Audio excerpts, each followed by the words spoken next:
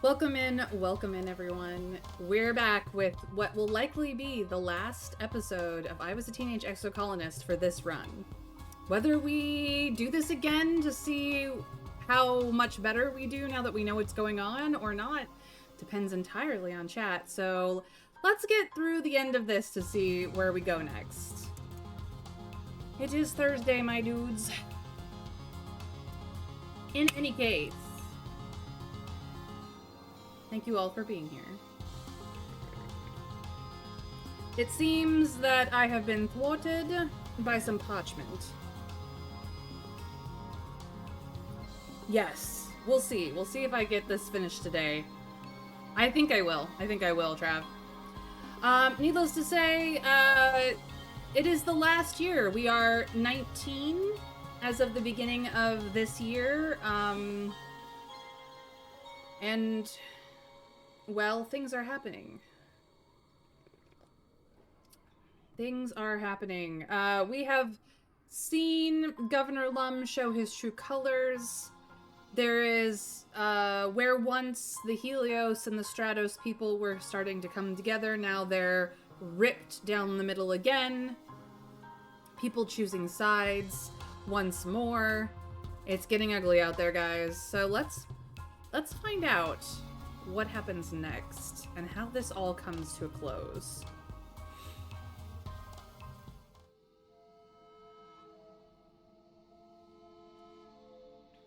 Alright, I don't remember if we talked to everybody, but we've been getting our skills up quite a bit, as well as our relationships. We are currently dating Tangent. Lovely, lovely queen. Dis has disappeared.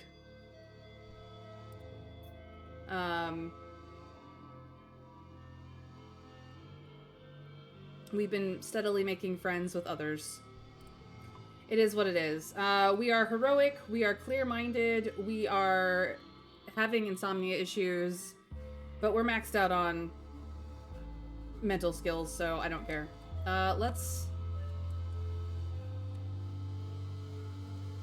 Let's go talk to people.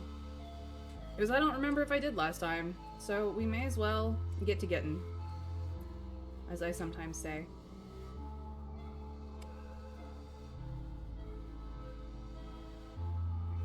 Oop. Cal is concerned about the hop kittens. Their mama is missing in action. Probably because one of the Helio soldiers. Uh-oh.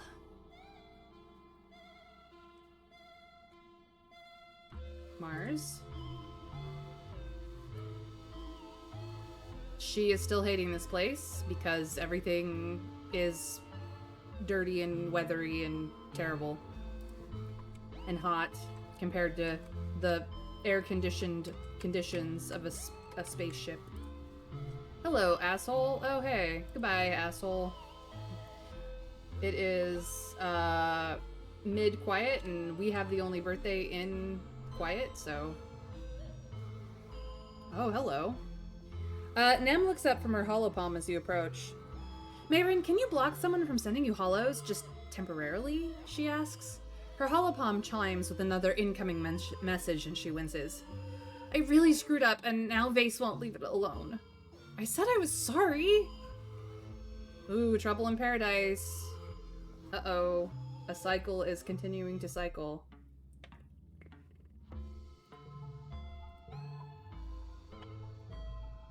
Not good.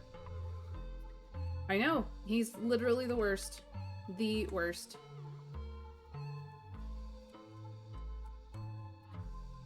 My beloved. Wow. I think I've come to truly love this planet, Tange says, looking up at the sky. Certainly, it's at times uncomfortable or even dangerous, but... she smiles faintly. I have such wonderful visions of what it could become. And the music ominously winds down at that point.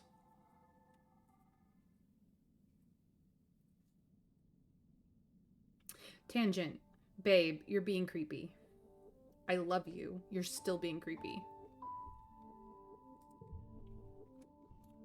Anybody else a little concerned? Rex, I need a hug. I need a hug. Yep, I need a hug again. Thank you for the hug, Rex. Nami? Yeah, it takes a while to get used to the planet. Some people hate it, some people love it. You, I feel, are going to fit in, my girl. Well, my monarch, my they them ruler. It's so good. Okay, I think that's everybody. We can't talk to Dis because he is no longer here. Where do we want to, what do we want to do? I am running out of presents. It might be a good idea to go out and get some. We are not stressed. So we could absolutely go out. Perception is good to have. We could work on perception. Animals is pretty good to have too.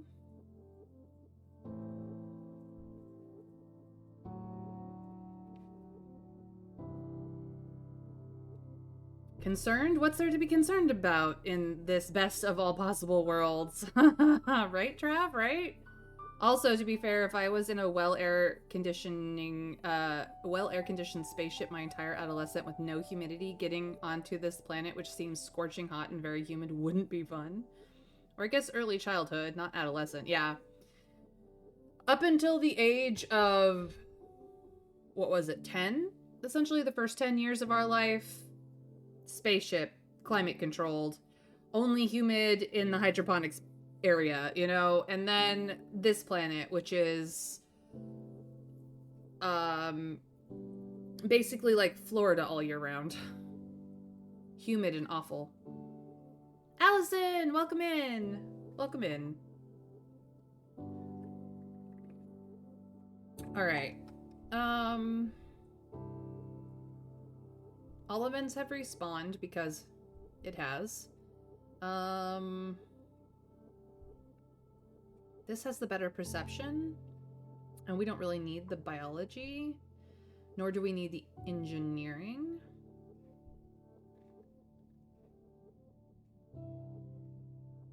We have not been to the swamps, though. But it's friendship with Vase, and I hate it. The rest of these used to have friendship with Dis, and he is out there somewhere.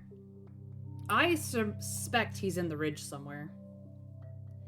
I can take dry heat, not humid heat. There are pros and cons to both, Plague. There are pros and cons to both. Was an ad break. Go to the ridge. I love the ridge. I don't particularly need the engineering, but I'll take the perception. So this will give me perception, a lot of perception in animals. This will give me animals and combat, but unfortunately friendship with Vase, which... But welcome in, Allison. I'm glad you're here. And if we go to the ridge, which I think we've only done once, it'll only give perception because I've maxed out engineering. Perception is worth having. It's a bit late now, but running around in the great outdoors with max perception is very, very good. Well, maybe my next run. It depends. When we finish the game today, chat will get to decide whether or not I do another run of this, because it only took me 12 streams to finish it all, or if I move on. We shall see. Think about it, guys. Let me know. All right. Equipment. Well, this we're keeping. This is really good for challenges. This pairs well with that. We want the toughness. Don't need this. We could take that, because this will have physical challenges. I might do that. Just to give me a little bit more of an edge in combat. For when, or if it's necessary. But, like, I could just as easily do the sports ball for the toughness. which would put toughness at 55 and combat at 49, which is pretty close. Pretty close. And it... yeah. We'll do that. Okay. What's up, Utopia? The only way to the resting ridges is by glider. Part vehicle, part kite, all adrenaline. You land on the rocky, broken-up spine of the nearest ridge and nearly fall over when you look down at the plummeting slope into the basin below. You are a long way up. Utopia glides in beside you and studies you. Careful, Mayrin, she says. I need you to keep your wits about you out here. I don't much like the idea of sending you out solo, but we're spreading our resources pretty darn thin with investigating convergent domain ruins. Convergent domain ruins? You look around. The landscape is like nothing you've ever seen before. Dry, cracked soil gives way to steep cliffs, and what little vegetation here is brittle and sharp. You can feel the dry air wick away the moisture in your lips. Wait, what the heck was that? Crystal stuff, stone structure, glowing thingy on the ground? Ooh. Cute little nose doing on your cute little face, Utopia. Flirting with Utopia is useless, though. You could be an outdoorsman next run if we want another run. Your hand okay, Utopia? Oh, she's just stretching. Plague. Glowing thingy, new thing! Glowing thingy. Yeah, we're gonna go for the glowy thingy. I want to know what it does. You pointed out. Utopia gives a nudge with her foot. Beats me, she says. You unearth the object. It's pulsing with light and warm to the touch. Hold up, Utopia says. Don't just go picking things up, Mayrin. Could be radioactive, you know? Utopia waves her hollow palm crystal over it and then checks her interface. Only a little, she concludes. Whatever it is, it looks old. Like thousands of years old. We've been digging up glowing gadgets all over this region, but got no clue what they're for. You hang on to that one. Maybe you'll figure it out. Alright. Oh, I can still flirt.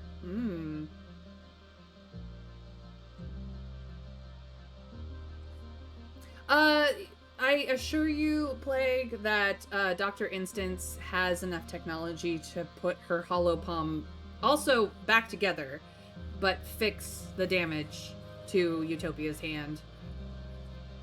They have gene tech. It's probably fine now. And it's been, like, half a month since then. So. She's fine. What's that crystal stuff way down below? Oh, those? Utopia says, pointing to the crystal formation so densely packed into the ravine that it looks like a sparkling river. More outcroppings of crystals decorate the slopes. They're all over the place. Be careful with them, not sure if they're animal, vegetable, or mineral. She points off to the distance. There's a big island of them over there, like a glacier. Covers the whole damn place. Might be related to the convergent domain, but we ain't sure yet.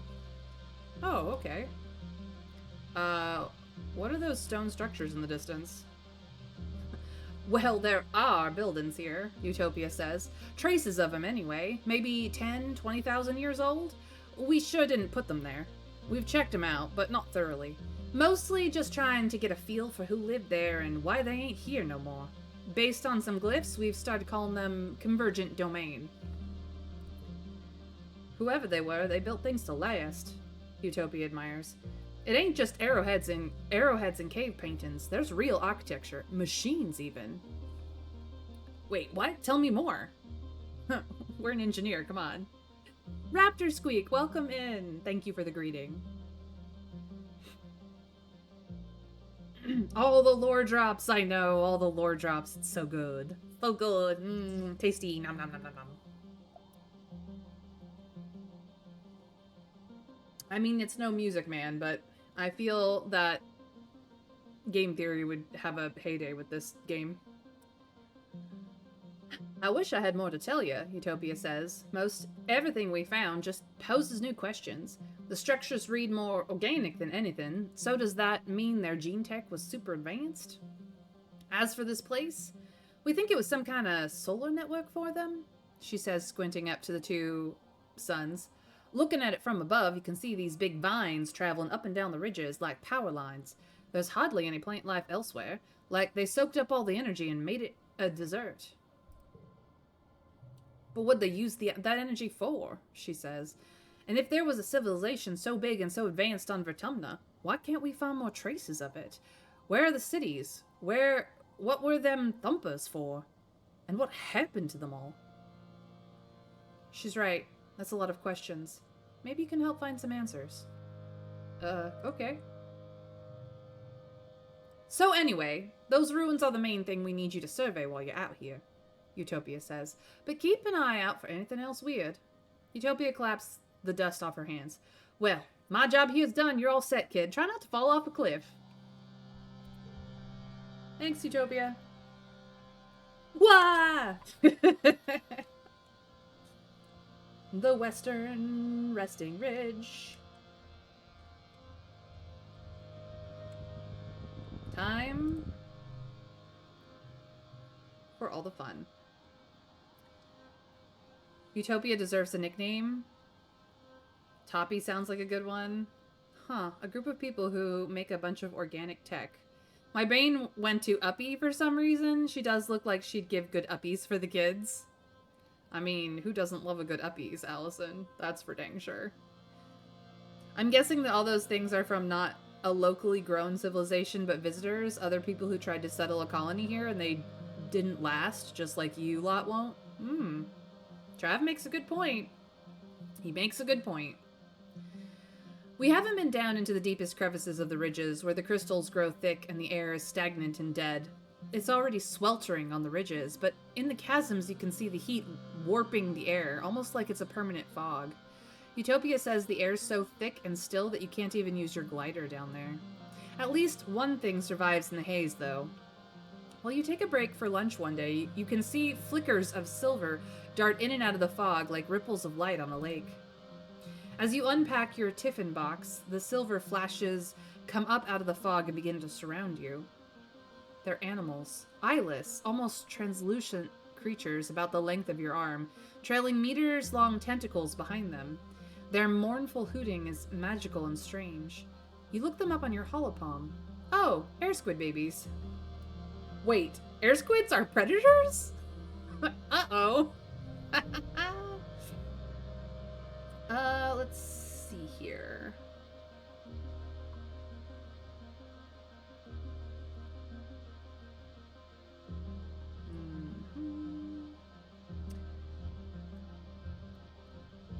This is not going to be a great opener. I am not worried about this. We get a bonus to straights, but I want to open it up with the right numbers. Next round, please. Thank you. Alright. Let us do...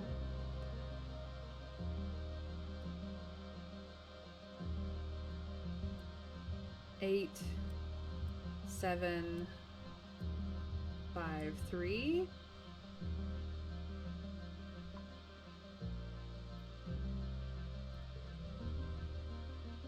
Okay. 6, 6, 5, 4, 4. Easy. Easy. So we get to make use of our pair bonuses, as well as the straight bonus, as well as a flush 5. I knew what I was doing. Easy.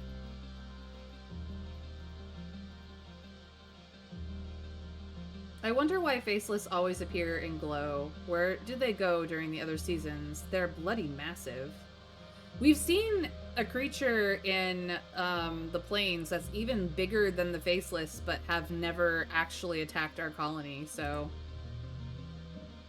Like, there are bigger things than the Faceless. They, in fact, may have been merged? Hard to say.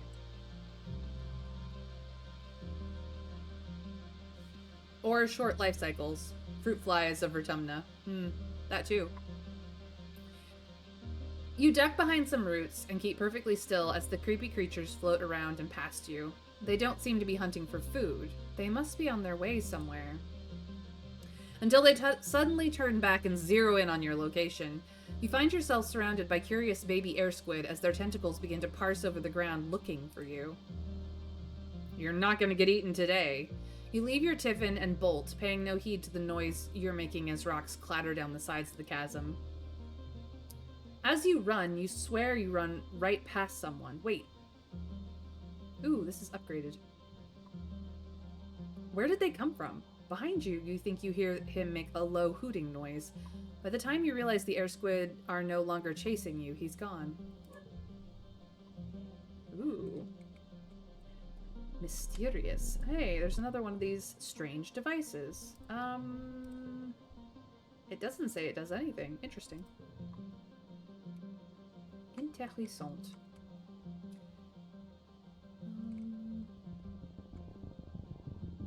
What is ahead? Can I see?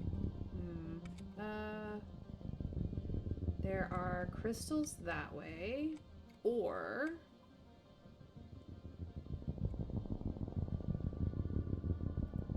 I can't quite tell what that is. Just the next one? I want to go further. Well, let's see here. I have crystals, so we'll go the other way. You're getting thirsty. You feel for your backup canteen, but it's missing. Somehow you lost it since you left this morning and you're all out of drinking water. The suns are high and hot in the sky, making the groundwater, excuse me. Maybe they hibernate? That's a good point too, Allison. Making the groundwater, waver, blah, blah, blah, with heat haze mirages. Your mouth feels dry, so dry your head is starting to ache. You're pretty far from the outpost. You could make it back, but that'd be it for this expedition. You'd have to go home. Oh, no. We're gonna search for water. It's gonna be fine. +2. Nice. Okay.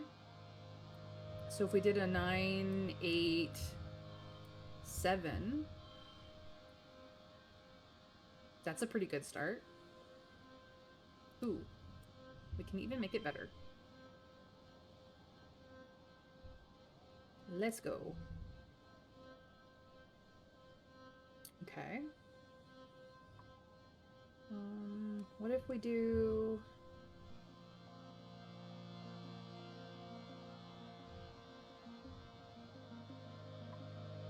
Six. Oops. Nope.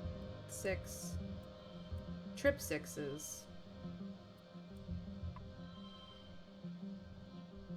It's a pretty good round. It even gets a straight.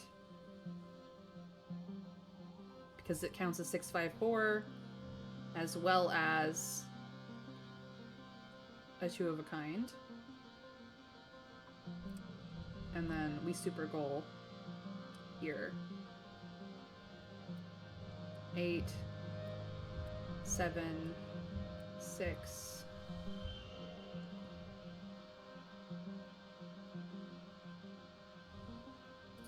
It's gonna be a 6.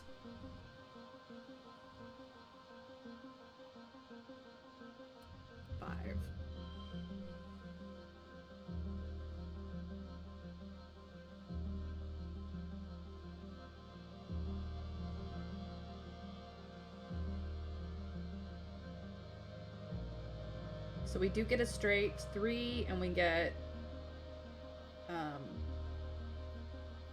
2 6s and a couple of flushes. And super goal it, like, really hard. There's also a 5 and a 4 for a full run. There is, but because one of the slots gives a +2, I can't actually get the 5 to work where it needs to. Sorry. Ooh, what if they split up into smaller creatures and only merge during the glow? That's a good point too, Allison. I did mention merging might be part of the process. There's no natural water around, but in your search, you turn up your lost canteen. Wow, that was lucky. Let's go. Good thing. Ooh, another one of these. Cool. Alright, next challenge. You're trudging along when suddenly you're buffeted by a hot wind. No, like a very hot wind. Lethally hot.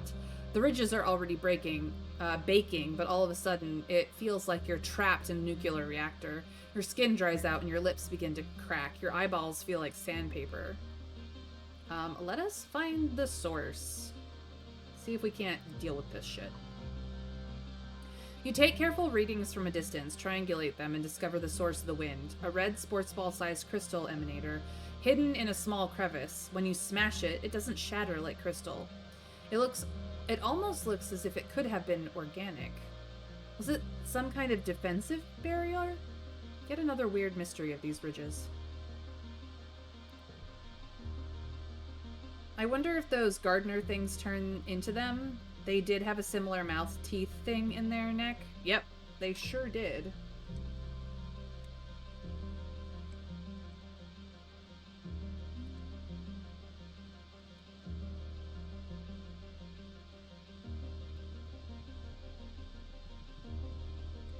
Ooh, crystal.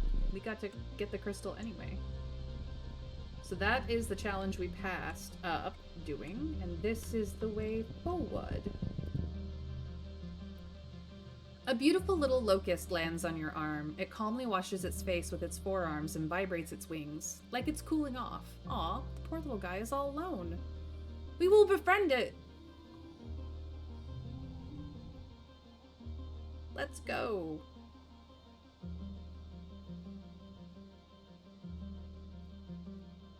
So if I do this, and then I do this...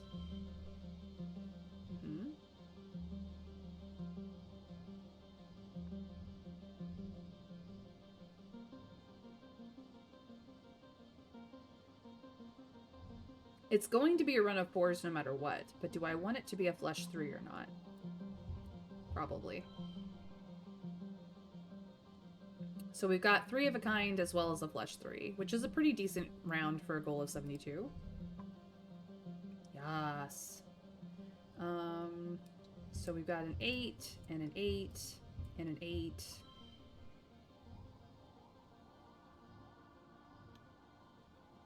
We cannot make another 8. We can do 5, though. It's not bad. Next round. 9.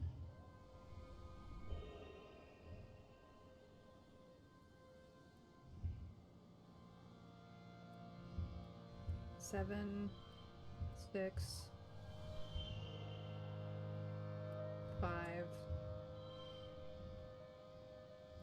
4. We actually get a bonus to pairs.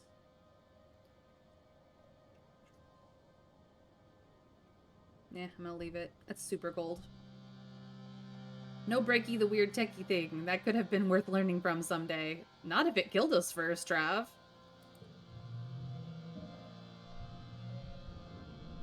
We lost some kudos, but we gained some perception, so yay for us. And some animals, too. You look it up on your holopalm. It's a mask wing, named because when it's frightened, it opens its wings all the way and flips them forward, making it look like a grimacing manticore. It's scary. But even scarier is how much they can eat. They usually eat leafy plant matter, but they're not above eating fabric, wood, hair, or even skin. They swarm in dust, and in hot places like the ridges. You see something out of the corner of your eye and look up from your new friend. Oh, In the distance, you see a haze above the ground. It's the locusts, each one bigger than your fist. These insectoids can eat their weight in under an hour. There are millions of them out there, and they'll be here soon. Your buddy takes off to join its friends, and you gotta go. You make it to your glider in time, thankfully. Nope, it was not alone. It was absolutely not alone. You come back to this place later in the week. What foliage there had been is now stripped bare. The only things still standing are the crystals, glinting in the sunlight. Yep. That... Locusts are friends, not... Or I should say, locusts are not friends. They're not. I can bypass this challenge. So I might, just to get further along. I only have so much stress, after all. You come across a particularly flat area, a large field of obsidian. Well, obsidian is the only word you have for it, but you've never seen obsidian this bright. It's like a rainbow's trapped beneath its glossy black surface, like the entire ground here is polished black opal. Which does exist, and it's very pretty. Locusts are friends, not friends. True words. Yeah, they're foes, not friends. English is my only language, and I butcher it because I'm an American.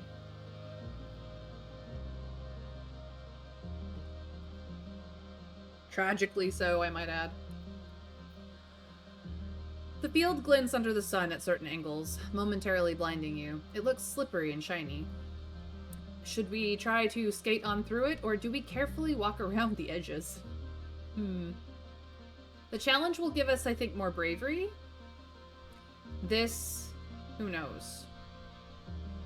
Find another way around is just not do this challenge, so...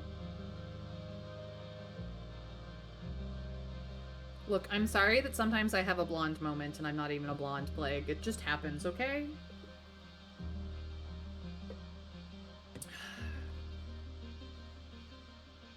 I just hydrated.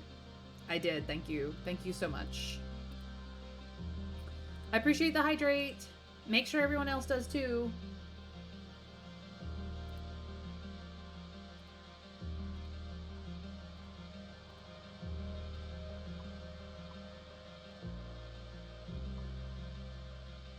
Alright, we're gonna skate on through. Why not? Let's be brave.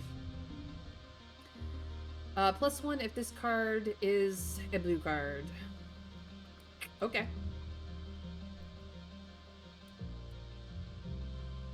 18 is a respectable opener. Yep. Alright, but then I have no more blue cards. Except I can do this.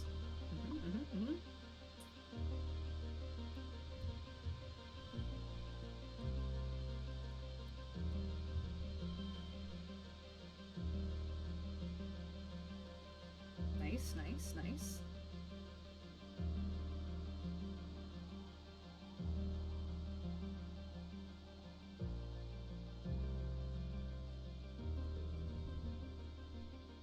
Let's see here.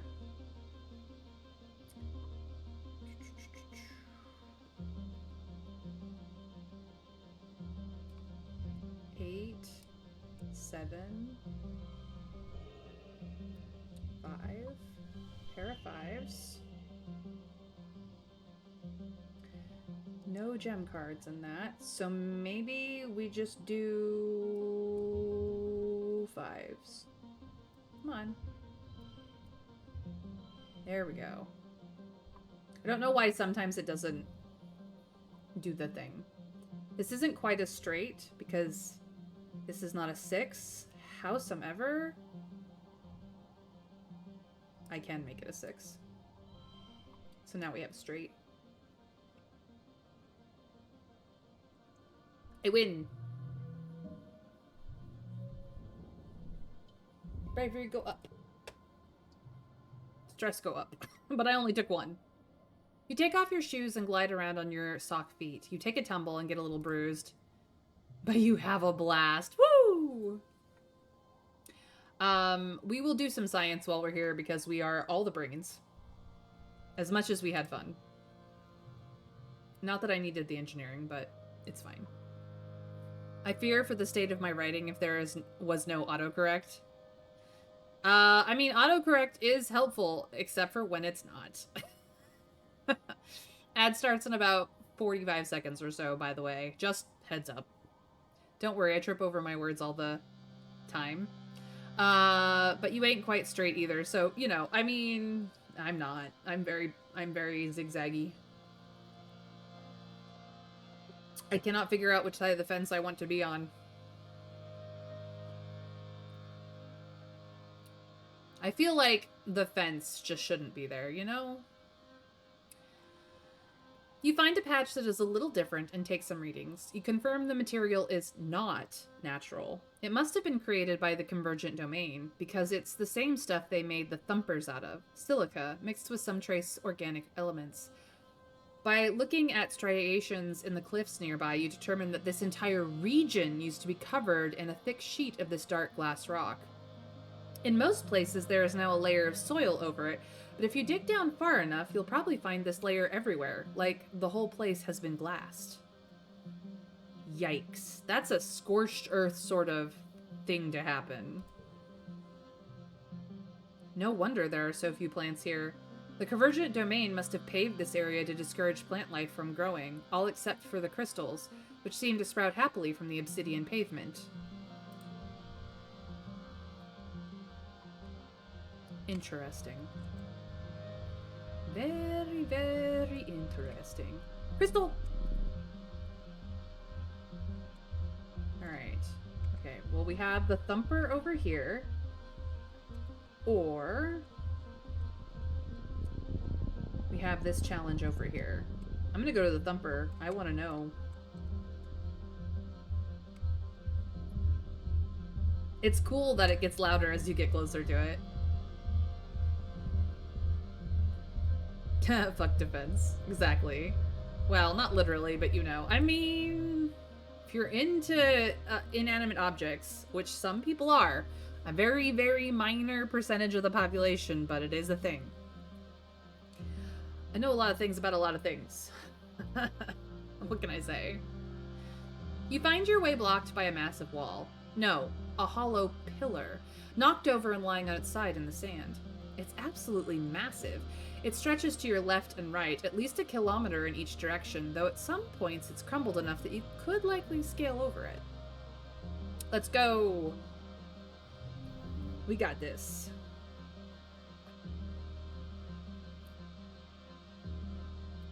Five, four, three. Next. 6, 5,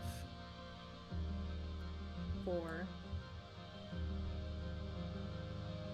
3.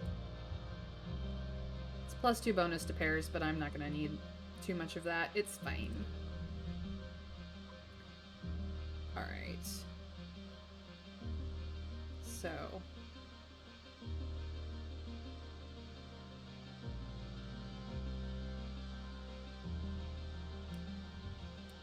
A 5 here, a 5 here, a 5 here, a 6 here. This is gonna be a 9. But I win. I win.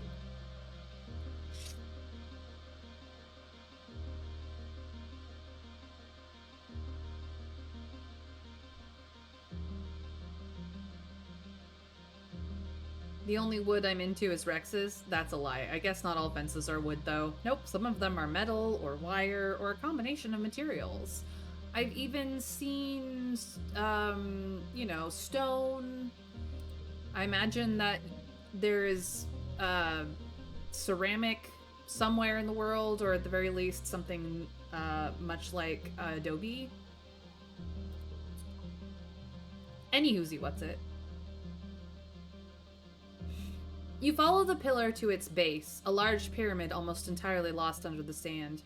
You brush away some of the sand and find the pyramid is inscribed on all sides with pictures of, well, wormholes, you think. This pillar must have once stretched up into the sky. Maybe it was some kind of observatory or sacred building, or just a monument to the wormhole. Mysterious. Bricks are ceramic, so one term for a ceramic wall, fence is wall. Yes. Yes. Indeed. You have corrected me, Trav, as always. You are invaluable. Wait. Does this double back? Picky uppy the devicey. Now I could go here, but I want to go over here because it looks cool. So here is where we go. Crystal. Crystal. Yes. It will not let me pass. So I will do this. You're scaling a huge rock plateau when you're suddenly overcome with an incredible feeling of peace. Hey, this sounds familiar. You've never felt anything like this. You literally feel lighter, like all of your troubles have been lifted away. The feeling is stronger when you touch the rocky surface and you realize it's radiating from the rock. You lie down on the rock, letting the strange magic fill you with an incredible sense of peace, love, and unity with the universe.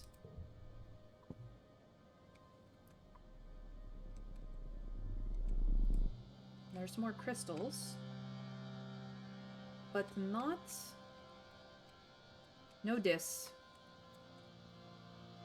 No dis. But he did talk to us about it, so we did know about it. Every so often you see absolutely massive creatures here, like giant snake dragons with thousands of legs and shimmering scales. They're so large that if one comes across your path, you're in for a wait. Which is exactly what you're doing. The gargantuan dragon has been slowly lumbering over this ridge for at least half an hour, its body disappearing into the heat haze of the chasms on both sides. Its feet slowly undulate across the cracked soil, making shushing noises and scattering boulders in its wake. We could attempt to climb up on its back, or we could wait patiently. What do we think? I guess some of these rocks just have good vibes. What could possibly go wrong? Let's ride it. All right, Dune reference it is. Let's go.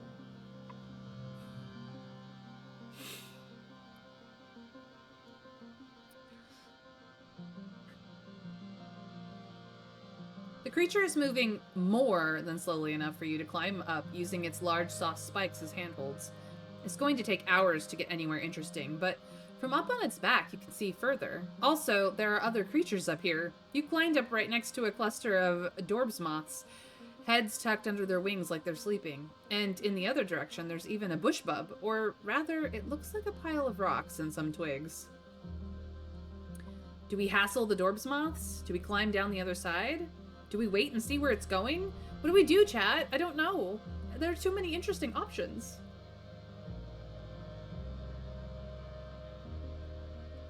Plague says wait and see. Anybody else want to have an opinion on the matter?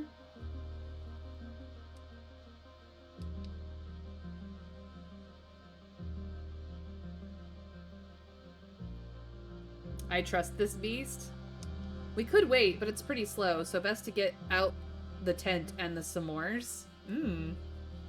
Good thought. We'll just camp on its back and see where we go.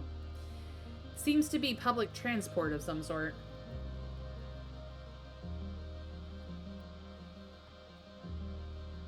There's a little bit of cat bus in this. Although, to be fair, the cat bus from My Neighbor Totoro has a lot more moxie, attitude, personality.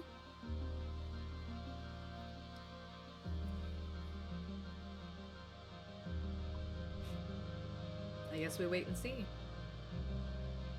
I get stressed from it, but not by much. Centimeter by centimeter, the Goliath makes its way into the chasm. You feel the air grow thicker and less hospitable until the sheer density of the heat and the drought makes you feel genuinely concerned for your safety. You climb up the creature's back, segment by segment, until you're back on top of the ridge, then drop down on the other side. Whew, scary. Well, that did not help us. In the least. Alright, there's something optional up here.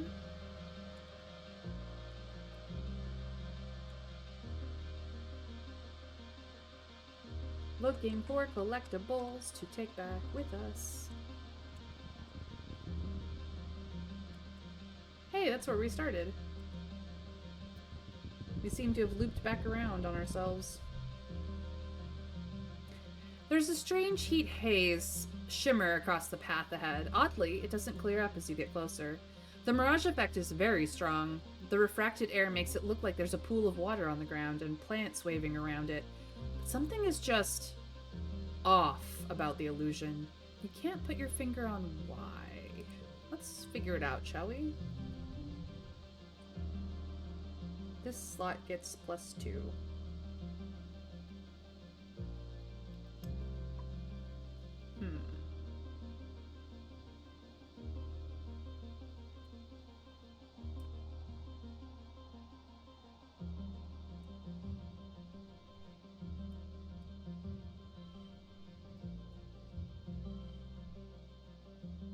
No, I don't like it.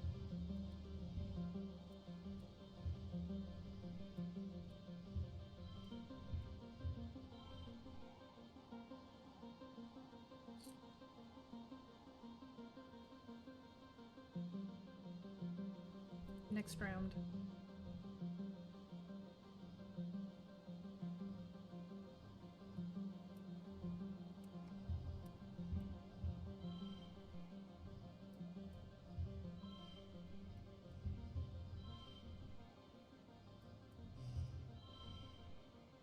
That's better.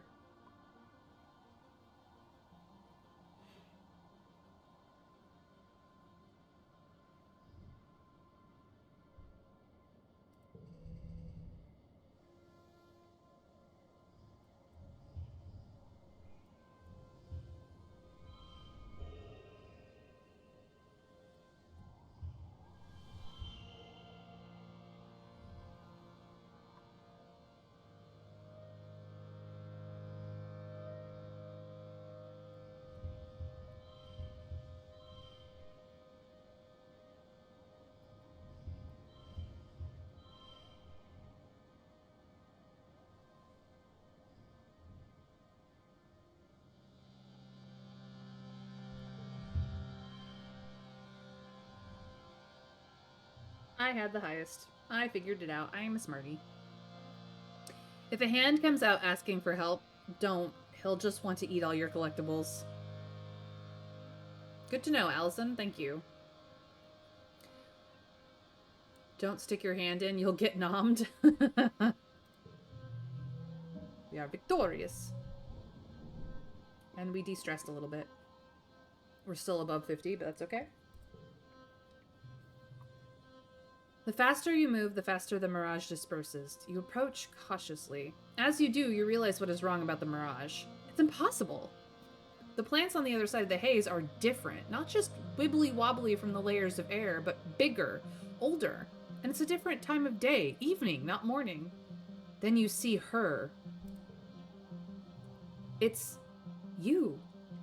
Through the heat haze, you see yourself in the distance walking toward you. You move to the edge of the mirage and peek around it, but she isn't there. You can only see her through the heat haze, like it's some kind of doorway or mirror. Do we call out? Do we jump through? Do we just watch? Take the sword. I want you to be my king. But if the hand comes out holding a sword, don't take it. It'll make you the king of England, and that's way too far to commute. Our current one sucks. I imagine Trav agrees with you, Plague. Nah, Excalibur is safe. It's the sword and the stone you don't want. Yeah. Well, depending on the version, Allison, the sword and the stone and Excalibur are the same sword. Depending on the version. Just FYI, for those of you who aren't well-versed in Arthurian legend, Arthur was Welsh.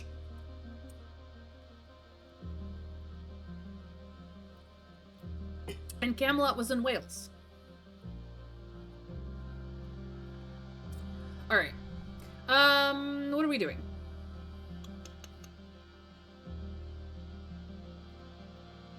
Imagine not being well versed in Arthurian legend. Look, when you're from my side of the pond, Plague, everyone's an idiot over here. I am exceptionally a weirdo because I am some form of intelligent above dumb. It's wild. If I jump through the mirage, it might break. Or I might get stuck somewhere.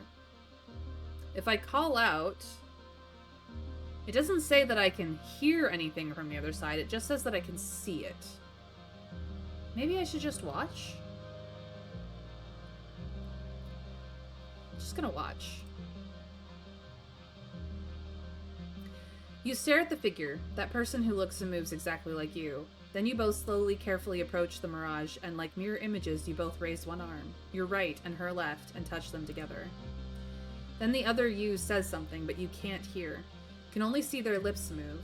Is it important? A message from the other you? You're desperate to know, but the mirage fades.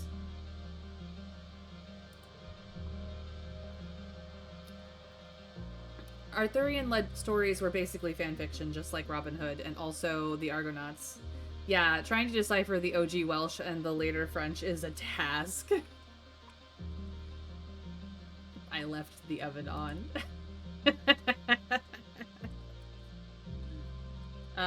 Trav and I have had many a discussion on Arthurian legend and many things about it. We have read some of the stories, and Arthur's actually not my favorite knight of the Round Table.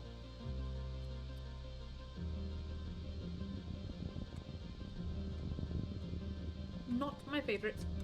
Neither is Lancelot, to be honest.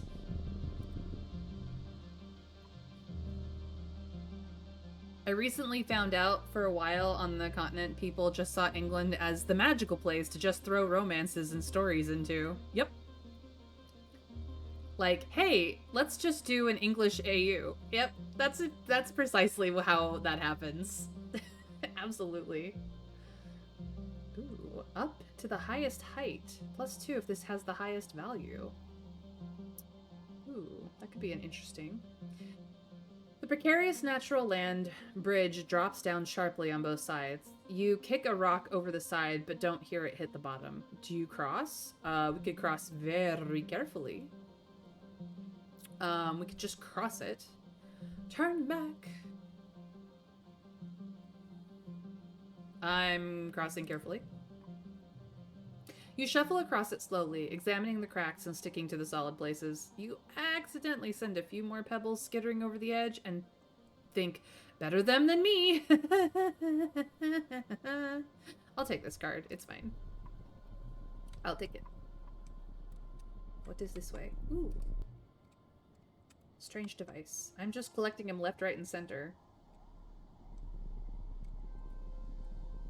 Ooh. Pretty shiny. I have gotten to the end. I've gotten to the boss event. By skipping the optionals, I have enough stress to do the boss event. We all know Sir Gawain is the best one, from what I remember. Was he though? Was he though? He is one of the better ones, certainly, but the best one? I think that's depends on your opinion. Trav knows which one's my favorite. He read me all his stories in his gorgeous, gorgeous voice.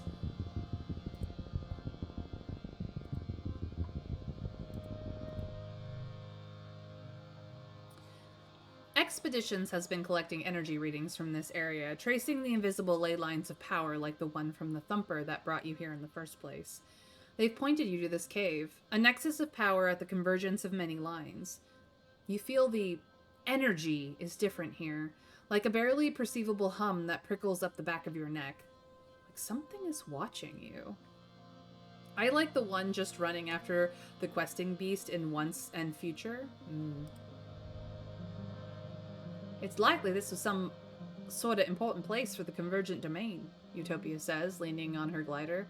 I've sent teams through, but it gets mighty tight in there. I'm hoping you might have better luck wiggling in there, she continues. Might be the caves inside open up again, and if they do, take plenty of readings and report back to me. Utopia nods and leaves you to it. So, what's the plan? Do we prep your caving equipment? Do we enter the cave? Well, always prepare before entering a small enclosed space where anything could happen. Absolutely. We're not stupid. Sir Pellinor? No. No, not Sir Pellinor. The other one. Oh, wait, no, you were talking about Allison's. Depends on what you mean. Gawain was the one who gained in power up until noon, then got weaker afterwards. So there's that. Or was it Sir Pellinor? Yeah. Me paying attention to the conversation? Maybe. Gareth was also pretty neat, though. Yeah, he's pretty neat. Not my favorite. Sir Gareth is pretty good. You get a headlamp and a little recording drone with a floodlight attachment, a tiny buzzing flying thing that circles around your head and sometimes illuminates what you want to look at. It's intelligent, which just means it won't just do what you want. Utopia has left you an anti-grav belt with a warning to practice extreme caution when spelunking down there. They make you lighter so you can climb more easily and won't hurt yourself as much if you fall. Yes, the questing beast or the beast, Gallisant and Pelennor. See, Trav's Google foo. There's a reason why he wiki monkeys for me so much, is because he can basically find almost anything. I say almost, but very few times has he ever failed me, and I absolutely adore him for it. There are serious hard hands going on over here, let me tell you. The narrow entrance leads to a bigger room that animals have clearly used as a den. It's enormous, with glowing mushrooms on the walls and piles of bones in some crevices. In some places, the walls are made of iridescent convergent domain obsidian, like this was once a great hall millennia ago. You feel a cool breeze coming from somewhere, but it'll be tricky to find in the dark. PP, thank you for the lurk! Gonna be honest, haven't read that much roundtable stuff and only know a few of them well. That's fair, Plague. That's fair. Most people only know, like, 3 or 4 of the roundtable crew at best, and most of them are Arthur, Lancelot, Sir Gawain, and, like, maybe one more.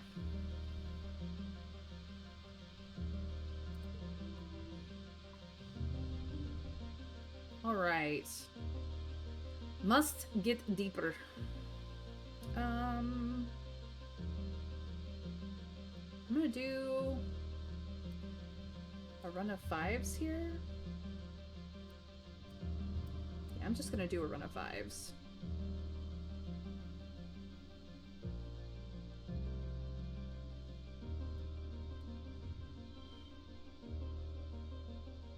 Did that do anything appreciable?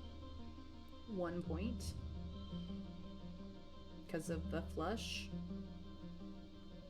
Okay. We could do 5s again if we want to. We get a bonus on pairs, but I want to save Surprise Party for the end. So, we could do a pair of 8s and a pair of 5s. That's pretty good. Next. We stressed, so that works out.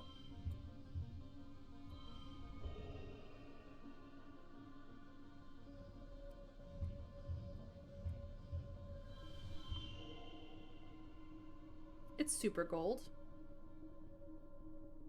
I think that's the best we can get. Let's find out. Oh, I see. What if we did this instead, huh, game? That's even better.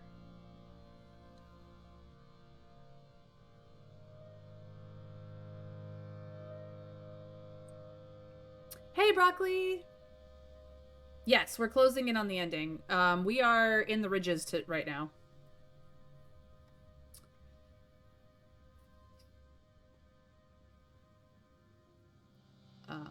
I know all the names, just not the tales. There was Sir Galahad, who was willing to take on any peril. I had a phase as a kid that started writing some stories that feature some lore from it. Shiny. Hey there. In the last year. Getting there. This may be the last episode. Depends, because we are an hour in and we're still in season 1, so I ain't sure whether we finish today. I think exploration takes longer than any of the other challenge types, Plague, so honestly, this is probably going to be, like, the most work, and then it will fly through some of the later stuff. Don't worry, I know what I'm doing. Alright. You find the source of the breeze by tossing some fine sand into the air and watching which way the dust blows. It's a very tight crack. Good thing you're so small. You squeeze through and have to shimmy along on your belly for about 10 meters, pushing your gear ahead of you. It's quite uncomfortable, but you keep it together. Past the crack, there are fewer signs of animals. The walls are smooth grown obsidian, which has a kind of melted rainbow oil slick to it. Pardon me. There are deeply carved glyphs on the walls at various intersections, like room designations or street names. You wonder? The other kinds of basins, alcoves, grown into the rock, full of odd protrusions, all ancient and worn and inexplicable now. Like furniture. It feels homey. You come to realize the Convergent domain must have lived underground. That's why there are so few ruins on the surface. As you follow the cave complex down, it's clear this used to be a well-traveled path. The corridors branching off to other places are now blocked off, as if a big earthquake had rattled this whole area. Only this one main path is still clear. It's too convenient to be a coincidence. The floor of the cave slopes downward like a slide. It's quite slippery. Oh, we're gonna pay attention to our footing, of course. You follow this cave system down, down, down, all the way to what must have been the bottom of the cliffs. You have to climb down a 3-story wall in the last section and are grateful to your anti-grav belt for making it easier. You're still tired, though. You can see dim light below. Daylight? You emerge into a hidden valley, totally surrounded by tall cliffs. Did you just come down all that way? You're surrounded by the ruins of Convergent domain buildings, in much better condition than the windswept ones on the surface. It's perfectly still here, and as quiet as space itself. What was this? It doesn't feel like a city, more like some kind of facility or station, and it feels so familiar. You remember this place from your dreams and feel a throbbing sense of importance that is a bit unnerving. Something momentous happened to you here, or will happen to you someday. You poke around a little, then call Utopia and give her your coordinates. She swings down on her glider with an extra one for you tethered behind it. You're happy you won't have to climb all the way back up. She whistles. Great find, Mayrin. This place didn't show up on any of our aerial scans. Took me a while to find a route in. You look bushed, she says. I'll stick around to get some readings, but you head on back to the depot and get some rest. Don't worry, we ain't gonna push on without you. Oh no. We are fine. We are good to go. We're only at 85 stress. Let's go. Let's go. I can do some of the optional challenges if I want. Like this one over here. You're treated to a spectacular sight. An enormously long caterpillar dragon kind of creature way off in the distance. Its thousands of legs and kilometer of shimmering body snaking in and out of the haze at the bottom of the chasm. You just watch it. It's terrifying. Like a train. We will take some readings, because we're not stupid. It's so far away, but you record its movement coordinates and take a video for Utopia. And then we go home. Because we maxed out our stress. Alright. So we got perception, engineering's already maxed, so that does not matter. But look at how much perception we have now. Very nice, very nice. We got some more animals, we got a little bit of bravery. It's all good in the hood. That was very good, very good. We didn't get a wide variety of collectibles, but we did get some new stuff. I need to go to gear. Pull off the sports ball and put the sun medallion back on. Yay. Alright. Right, nobody's up here. I keep expecting to see Dis there, and he's just not. Cow! Still concerned about the hop kittens. I miss him too. Mars. Yeah, probably nothing new there, Mars. Sorry.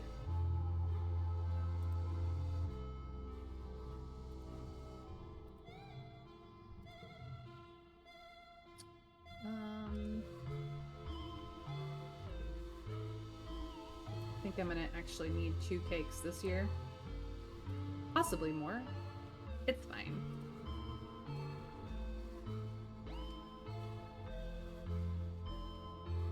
Hey, asshole. Nope. Still an asshole.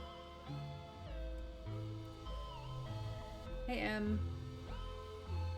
M shoots you a small smile as you approach. There's still a lot to go before sundown, but if you need me, I'm here. Thanks, M. Glad that we're still friends. Hey, Nami. Nami is perched on a fence, swinging their legs as they watch colony life go by. Hey, man, they say with a wave. Sometimes it's nice to just sit and take a break. They pat the fence beside them and you haul yourself up. How's it hanging in there? Nami asks. Me? I'm doing okay. I think other people have it way worse. So just try to keep it light. No problem. Hey, Rex. Ah, yes. Quality assurance. But, hug time. Thank you. And then, my sweetheart. Tange is sitting outside the laboratory enjoying her lunch in a carefully packed tiffin. She sees you and smiles. Mayrin, she says warmly. I was just thinking of you. Come, sit with me a while. Oh, babe. If we could just sit together in pleasant company for the rest of our lives, I would be very happy.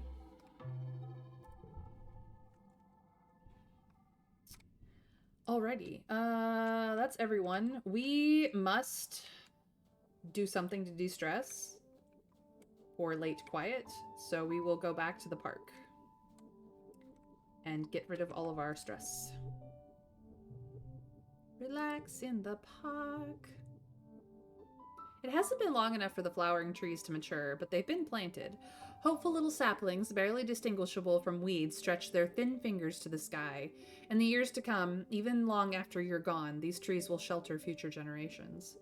It's dizzying to think about the future on that scale. They're so small now, just like the colony, but in the future, they will be so much more. I think I might give up this one. Goodbye. No more stress.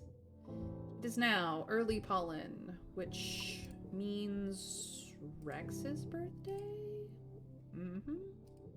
And I don't have any logs for him, but we will check for collectibles now that the season has changed.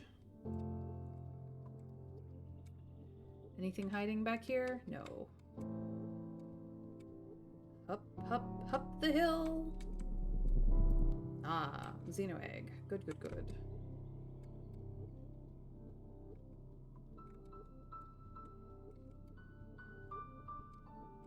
Looking for collectibles. There's usually sometimes 2.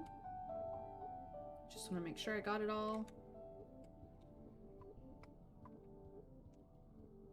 No, just 1 this year. Okay. It's fine. That's why we have cake. Mars surveys the colony walls. I do hope it will be enough, she says quietly. I just can't help but feel like we're capable of more. Are we, though? Are we? Hey, Rex. Quality assurance. Well, have some cake. Rex beams as you unveil his birthday cake. You remembered, he cheers. Thank you, thank you, thank you. Of course, Rex. But, also, hugs, please. Aw, yeah. Look at that smolder. It's terribly charming of him. He knows who he is. Yes, Nami, we know you just want a chance to fit in. Trust me, you fit in with the Stratos kids just fine. We all adore you. Are they them, Monarch?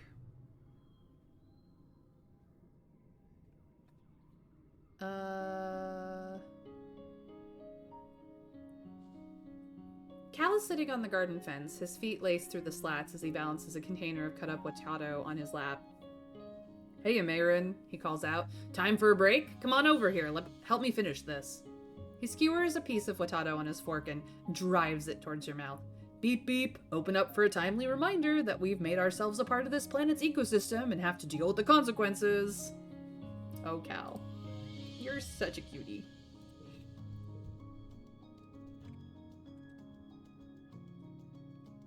He is very food motivated, you can tell.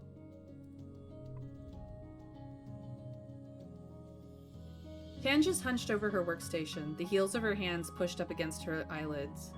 When she raises her head as you approach, she quickly blots the corner of her eyes and sniffles. What is it? She asks. Have you heard from Dis? I haven't, babe. I haven't. I'm so sorry. Please, take this flower. Actually, take this strange device. Tan shrugs. You should probably just keep it. I don't even know what I'd do with that. When you insist she keep it, she shrugs again. Sure, maybe I'll find a use for it. You're a scientist. Please study. Goodness gracious, why does she not like it? Why? I don't understand. Are you still an asshole? Oh yeah, you still are. Okay, bye.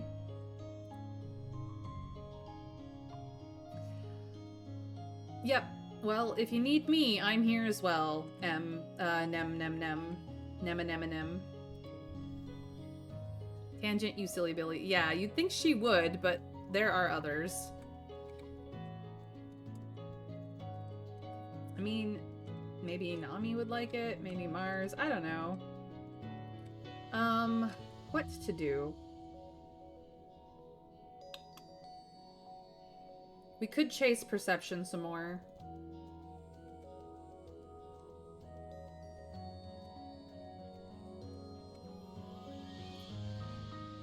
We could chase toughness, or combat, or persuasion.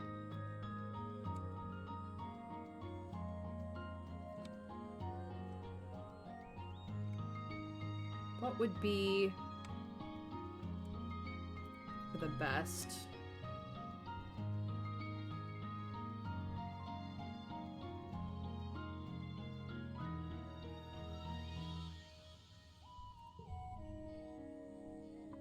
Perception is the closest to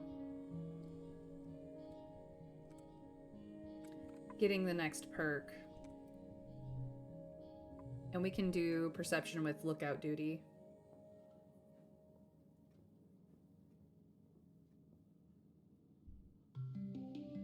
Yeah, we'll just do lookout duty. You would think that people technologically advanced enough to travel through a wormhole and survive on another planet would have come up with a defense strategy more complicated than get a teenager to stare into the wilderness for hours.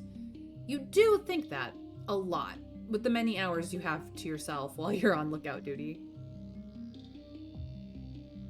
Shut up, Plague. I know.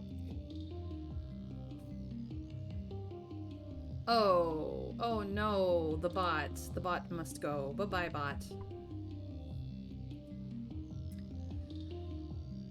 Bot is gone.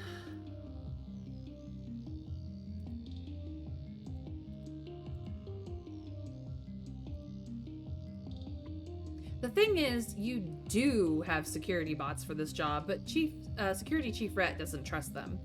They're nothing like the warrior robots from the holovids. They're really just glorified motion sensors with smart monitors that can identify and report on hostiles. They're armed, but someone has to fire them remotely.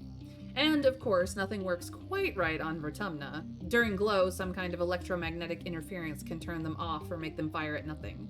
They're getting more eccentric every year, which is one way to describe armed and possibly murderous robots. You wish someone would fix them. You're idly kicking a sports ball someone left up here when, oops, you punt it weird and it smacks one of the defense bots right in the sensor. Whoop, whoop, whoop, whoop. Ah, oh no. The little camera part whirs, and all of its turrets turn to aim at you. You feel a cold sweat prickle up the back of your neck. Whoop, whoop, whoop, whoop. You remember what Rhett said. They won't fire unless a human tells them to. But even if Rhett doesn't trust them... No.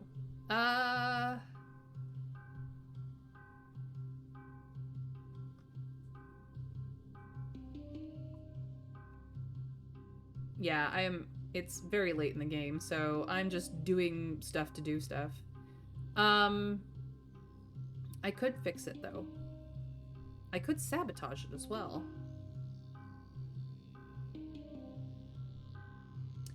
I am so loyal, though. I'm gonna fix it. Come on, my engineering, colony defense. I'm not keeping this, but it's fine. It's no trouble to reboot the thing and clean off its dirty camera. You feel bad for the little fellow, up here just like you on lookout duty, but all day, every day with no breaks at all. While you were fixing it, some huge flying Xeno went right over your head and, well, pooped giant poops all over the colony square. It's not pretty. You should have seen that coming from clicks away, but neither you or the rebooting camera bot warned anyone. Demerits. Well, I don't care. I'm not worried about it. I fixed the damn thing.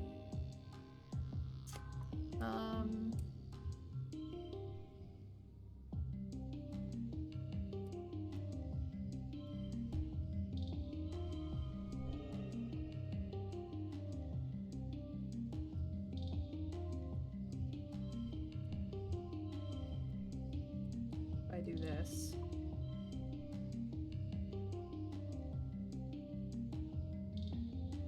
There's no gems up there.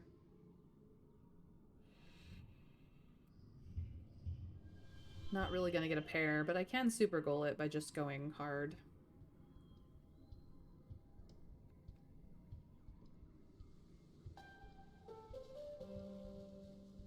That's fine. I got perception. And not a lot of stress.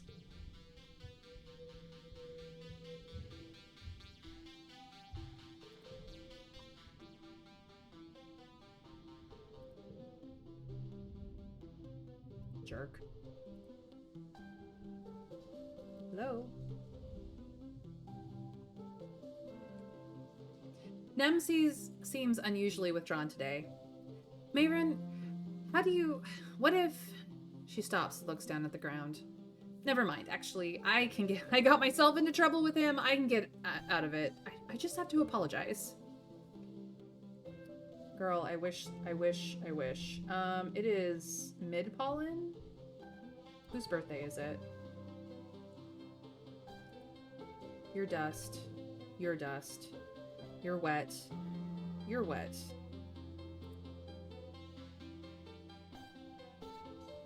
I already gave you yours. You're dust. You're wet. Not anybody. Okay. No, I know. How do you break... Yep, could nudge up a bit of this or that, but too late for any serious skill work. Better to just poke around for funsies. How do you break up with someone? Yeah, no, it's... Yikes.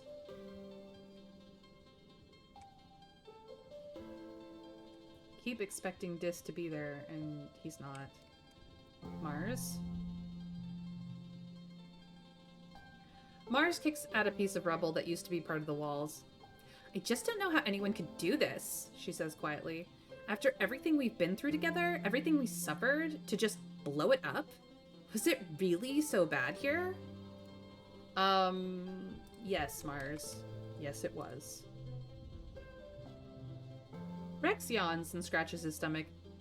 It's a good day as any to enjoy the miracle of existence, I guess, he says, and shoots you a thumbs up. Not much more I could ask for, really. Well, I could ask for a hug. And I did.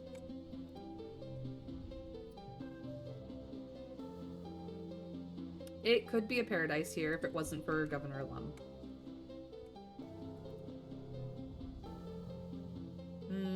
hop kittens. The hop kittens.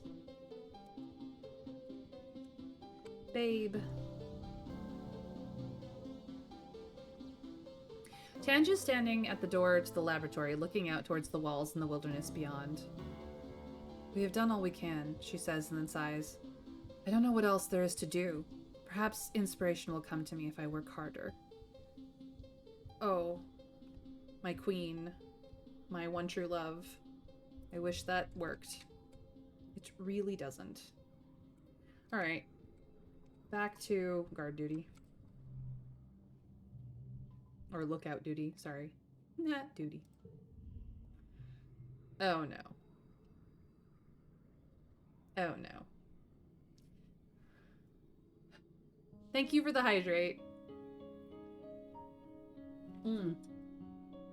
Water, so good.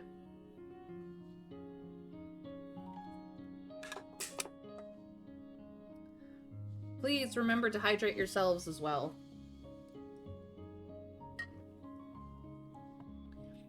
You're joined for lookout duty by Vase, who's on loan from the soldiers to fill some gaps in the roster this month. Turns out there's a case of mush fungus going around thanks to the grody garrison shower floor, and a lot of people are out sick.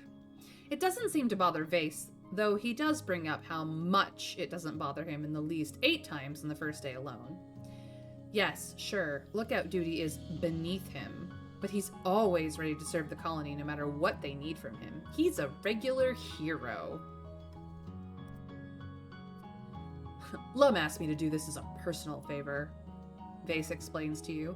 He really likes this part of the grand story of why he's on lookout duty, and he especially likes calling Governor Lum just Lum. We've been close since even before all this. We used to spar together on the Helio back before he became governor. You roll your eyes and look out towards the wilderness, trying to tune him out. Wait, what's that out there? Oh, Vase, I only have eyes for you. Fuck that. What is that? As the experienced lookout, you see it first. A skulking manticore is heading for the open gates. You put the guards on alert via your holopalm, and they scare it off with laser fire. It screeches and disappears back into the wilderness. Rhett congratulates you via holopalm, and you feel the pulse in your hand as kudos pling into your account. Vase looks like he just licked the hind end of a float cow. I would have seen it if you weren't distracting me, he mutters. It's not that big a deal. Anyone can see a manticore. They're huge. He's in a sour mood the rest of your shift, snapping at you whenever you try to make conversation. Yeah, serves you right, asshole. You were distracted by your own heroics. The, ego on your ass is, too big for this colony.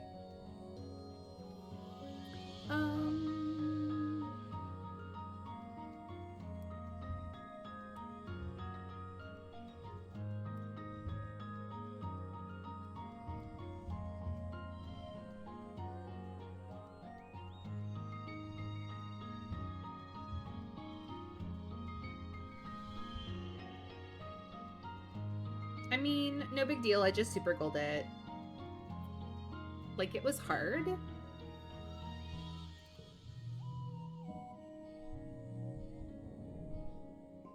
God, I would hate being on shift with him. Believe you me, I do. Thank goodness I didn't gain any friendship with him for that shift. He deserves nothing. Huh, collectibles respawn faster. And more slots are filled. Yay. Alright, we have to check the map then.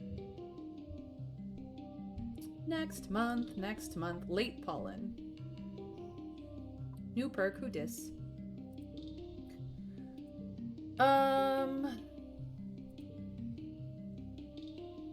Yeah.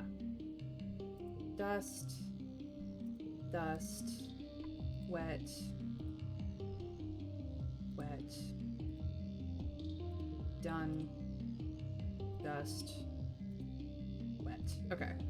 I'm good. It's all dust and wet from here on out for birthdays. Hey, jerk. Oh, look. You're still an asshole. Nem, what's going on?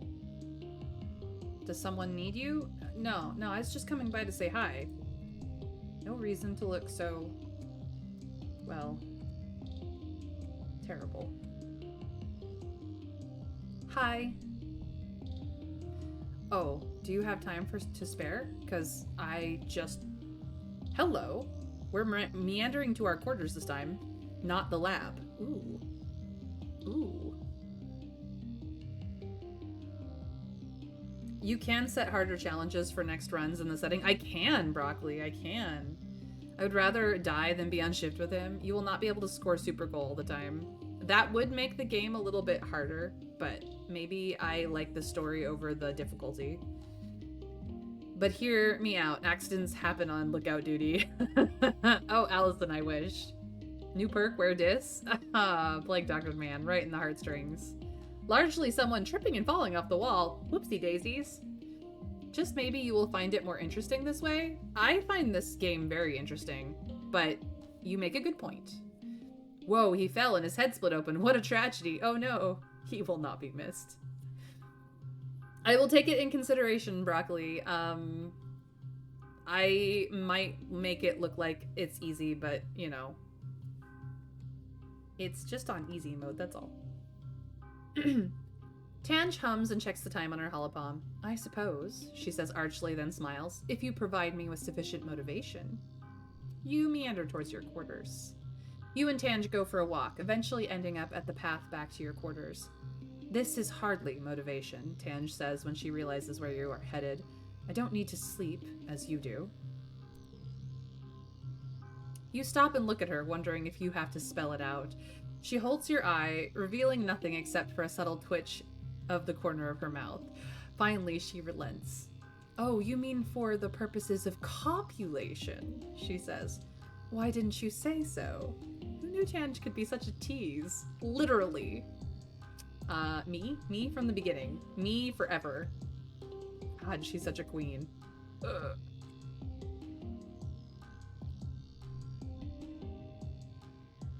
Aw, the Hopeye kittens. I wish for nothing but good things for them. Truly. I'm already thinking about my next game, Nami says, twirling their pencil around a lock of pink hair. Should I make it a sequel to the first or something different? Ooh, maybe I'll write a romance game. They stop and giggle. Mayrin, don't look at me weird. Just because I don't know about sex stuff doesn't mean I can't write a good romance. Some things are universal. Absolutely agree. Absolutely agree. Rex is Rex. Coming in for another hug, my mans. Thank you.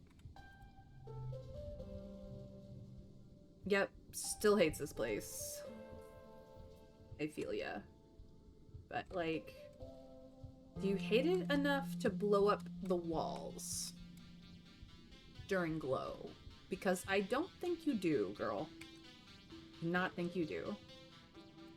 Okay, nothing respawned in here after that perk acquisition, so it's just out in the wilderness that things have respawned, which is fine, but we're not going out there because it takes time. Ah, shit, Vase got eaten by a manicore. Why is his body cut in half by a plas cutter instead of claws or teeth? It was a very smart manticore? Say it louder, Nami. Lookout duty, please.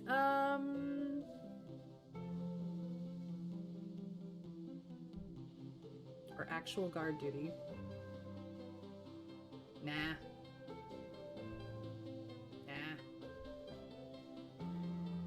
Friendship with Annie, let's go. With Nem. Anemone. You're on lookout just as the second sun is setting, casting deep shadows inside the colony walls. From up here, you can watch people leave and return to the colony like it's a lung, expanding and contracting with the rhythm of the day. People move sleepily from workplaces to the cafeteria, from the cafeteria to their quarters. It's a relaxing sort of familiarity. Something registers as unfamiliar in the corner of your eye. A bit of movement at the base of the wall, behind the garrison. You squint into the shadows, and the movement resolves into two humanoid figures, sneaking away from the bustle of the colony. Probably nothing.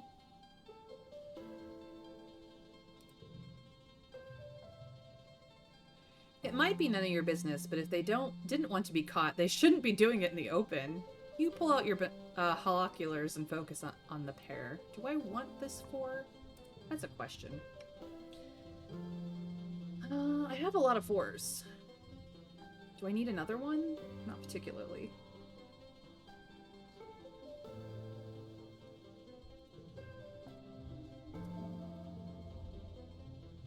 Oh, it's Nem and Vase.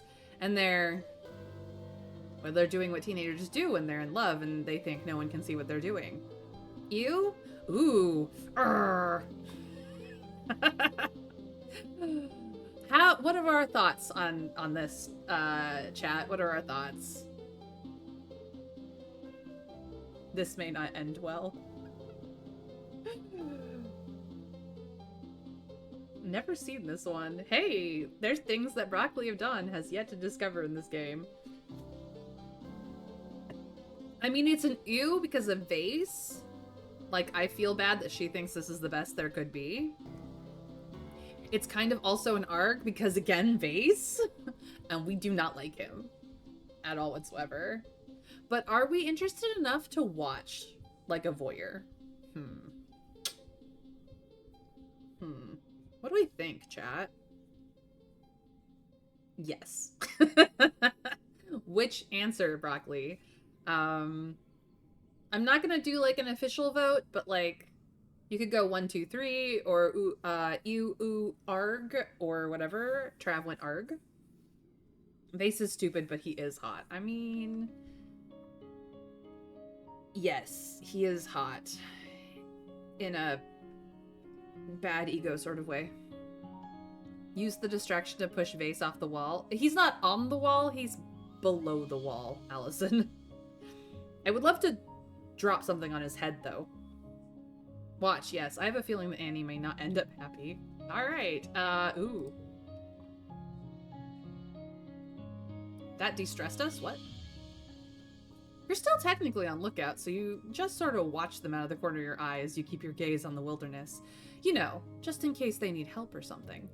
After about half an hour, they slink out of the shadows and split up to return home, probably thinking they totally got away with it. You finish out the rest of your shift without incident. Only half an hour? That's it?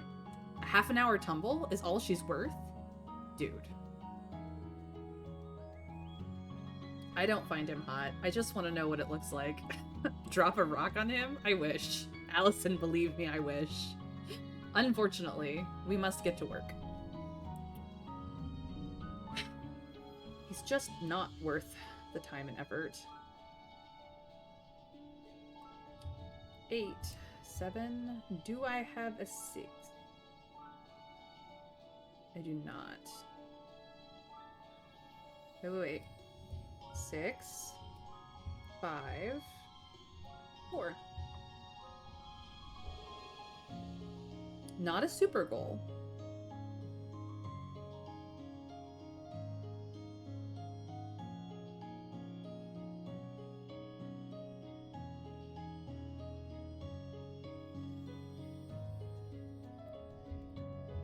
We'll just move this down and put this 8 here.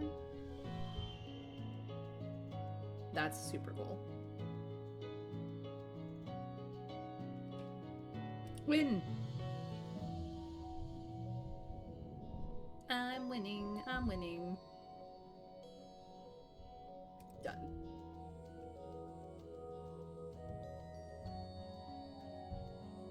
Alright, early dust. Somebody's birthday is today.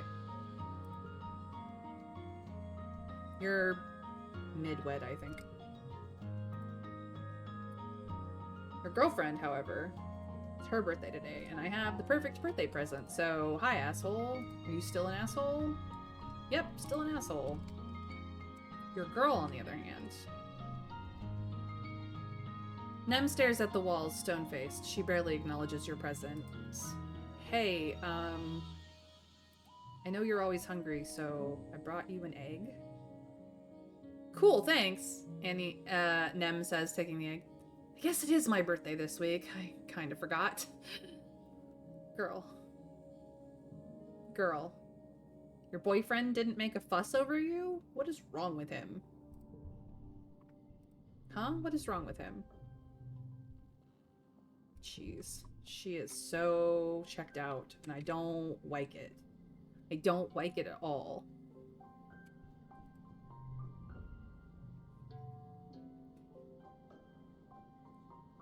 Perception or inspiration is not going to come if you work harder.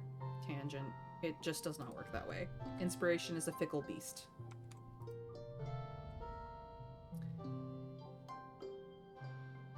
Outside is still kind of a paradise for you, Nami. I'm glad you feel that way. Not everyone does. Not everyone does. We do, but not everyone. Flower.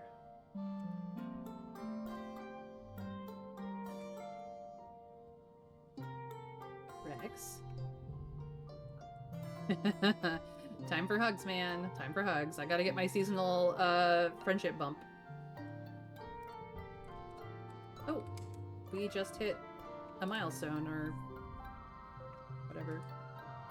We're at 81. That's why we hit 80. Hey, Mayron, over here! You look around and see Rex gesturing you towards a bit of tarped up rubble. You head over and pop your head inside. Rex peers at you from the gloom, his heterochromatic eyes gleaming in the light of his hollow palm. Okay, look, he says. Get in here and close the tarp behind you. I'm starting to wonder if he's emotionally abusing her or if there's anything physical happening too. I don't know, Plague. I don't know. You settle in cross-legged besides Rex. He shares his holoscreen with you. Look, what I found, he says seriously. On the screen are some... well, wow. Those people are not wearing clothes, and they would very much like you to know that. Now that you're an adult, it stands to reason that you'd have access to adult entertainment. But wow, it's all just there, isn't it? And you can just look at it? That seems like a bug. Like, you should tell an actual adult, maybe. But nope, it's all there. You can even log on to the Holo Archives with your own password and see it for yourself. Truly, we live in interesting times. Ah, the first time they have access to porn. The internet is for porn. Rex grins at you. So, do you want to check it out with me? Oh boy, we just got... It's an interesting offer. Oh, so at least something hetero in him. Rex is poly in so many ways.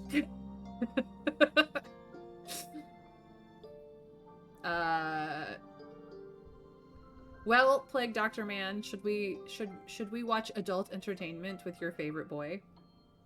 Rex will change anything that's willing. Rex will try anything that's willing, that's for sure. At least once. Maybe twice, just to see if he can do it better next time.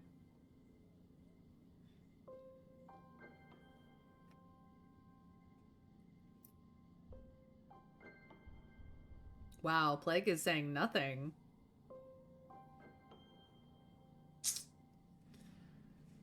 Here I was thinking that he would jump on the vote, like, immediately. Maybe he doesn't have the channel points. I would love to watch something adult with him. That's what I thought you'd say. Rex shuffles over and you make yourself comfortable in the rubble. You scroll through the entertainment options.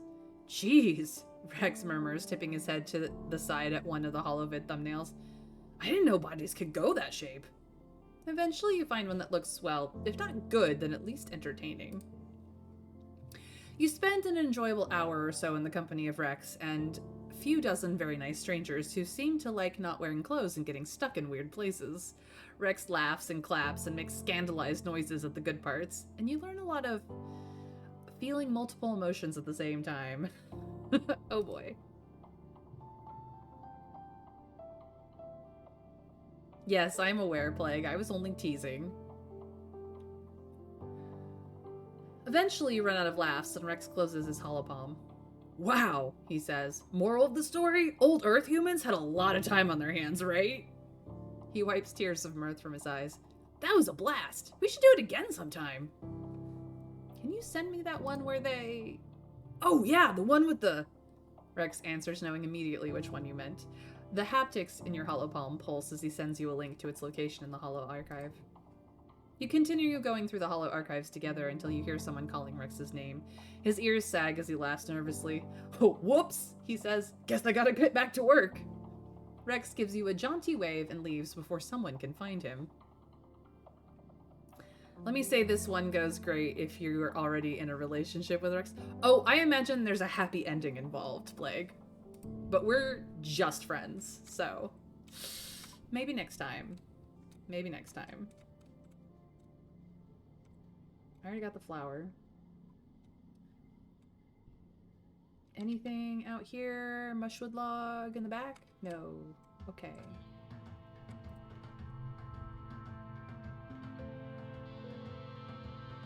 Cal is standing in the middle of the garden, looking out towards the walls with a critical eye. Almost 9 years here, and we still haven't figured it all out, he says, then sighs. I tried, Mayrin. I really did. I still think there's hope for peace with the aliens. I just wish other people thought so too. Hey, Cal. We know. We're there with you. Absolutely we are.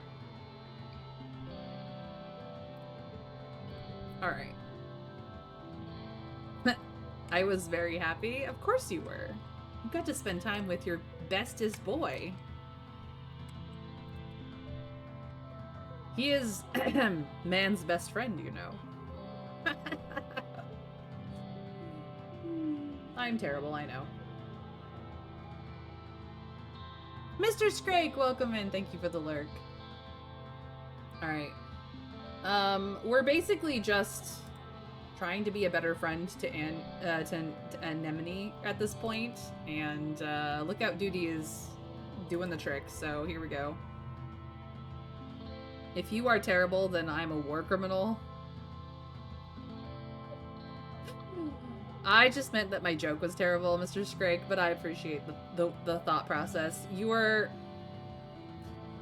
Let's just say that I know a few TTRPG players that are definitely held back by the Geneva Conventions, but only by a smidgen. When they don't exist in our games, all bets are off.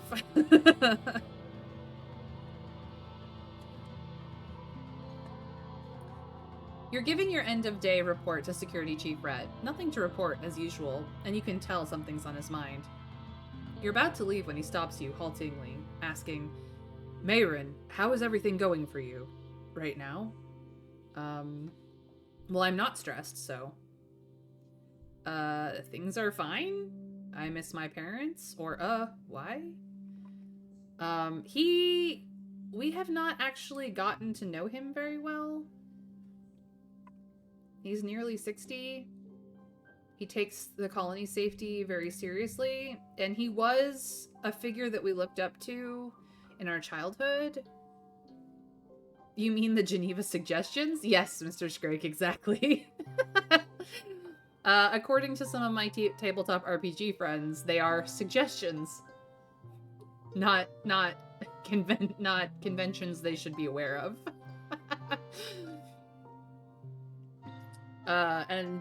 When I DM, sometimes I let them get away with it. I'm just saying. As I do point out when playing, the Geneva Conventions only apply in the modern day world, and only country versus country, so playing medieval mages means that it's fine to use against goblins and elves. Unless some innocent gets hurt, especially children. You've never heard of that convention? It's an interesting history. Essentially, war crimes, what we consider to be war crimes in the modern day, is what the Geneva Convention outlines. Things you do not do in war. Caveat to that, a lot of the things that you should never do in war, the Canadians did, which is why the Geneva Conventions exist. Do not piss off Canada, please. I beg of you, do not do it. There is a reason why everyone is friends with Canada. The Geneva Conventions are why. Just FYI.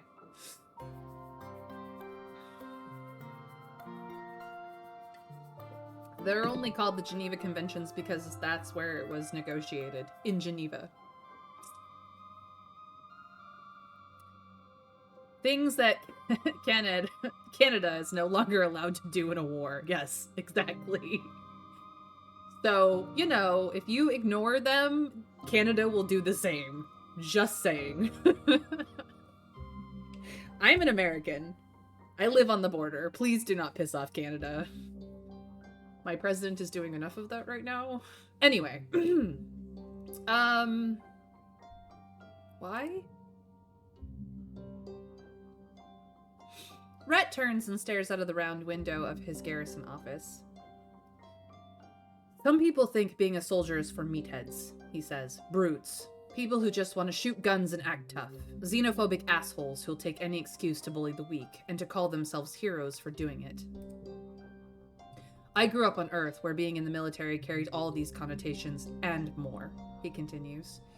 Even in the first Vertumnan colony, the one on Earth where us adults were raised, we weren't immune from that line of thought. We were constantly under attack from people on the outside. To be a soldier in that environment. His eyes grow distant. A certain level of disassociation is necessary to survive. You think immediately of your mother. Reminder that the highest dysphoria of Ukrainians is in Canada. Yeah.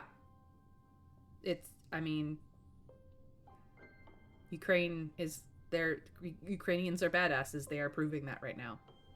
This very moment. Don't piss off Slavs. Indeed.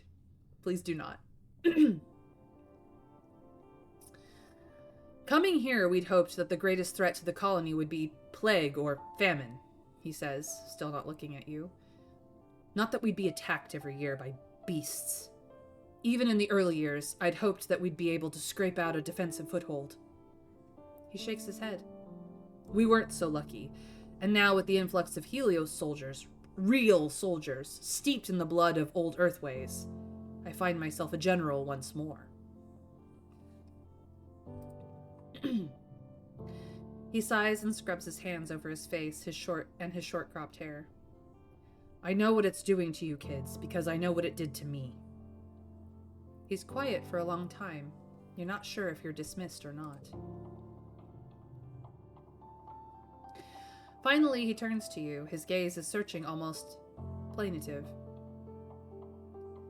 I never wanted to be a weapon, he says quietly. I believe in the noble goals of the Vertumna group as much as any other colonist. I only want there to be peace for you, our children, and your children too. All this bluster, he continues, gesturing around him. The yelling, being a hard ass. I hate that I have to do it, but I will because I need you kids to be scared of something. If you're not scared of what's out there, then I need to make you scared of me, because what's out there is the really scary shit. Sounds tough, sir. I'm not afraid of anything, or you're doing a good job. This is a hard answer. You made it back, Raptor, before the end. We're still in dust, so you've got some time. Or I'll come here opposing, but you are safe, mate. I'll just stare at you, call you a spy, and leave. Aw, Mr. Scrake, that's very sweet. I am absolutely a spy. I spy with my little eye a friend called Mr. Scrake. Or Nikolai. Unrelated, but I'm making bacon right now. Just wanted to let that be known. Hey, share the bacon, man. And hi, BB. I hope TCG Card Simulator is treating you well. It's a TF2 tradition. It is, yes. I have played the spy class before. It's fun. Or at least it was. Back in the days when I played games like that, which I don't anymore, because I don't find them all that fun, to be quite frank. Alright, are we understanding? Are we not afraid of anything? I mean, we do have a bravery greater than 30. It is currently at 54. Boosted as it is. Or is he doing a good job of making us scared of something? Well, if you are up for a TF2 nostalgia, I'll be there. Not really. I only played because other people I cared about at the time played, and I don't associate with them anymore, Mr. Scrake, so I do not play. I'm not a big first-person or third-person shooter type of gal. It was fun at the time, but it's not really my thing. Never has been. This man is braver than you, and he's still scared. No, I agree, Raptor. That is absolutely the truth. Bravery isn't a lack of fear, it's just the control over yourself in the face of fear and adversity. Yes. Bravery and courage is being scared shitless and doing the hard thing anyway. Because there's no one else to do it. Most of the time.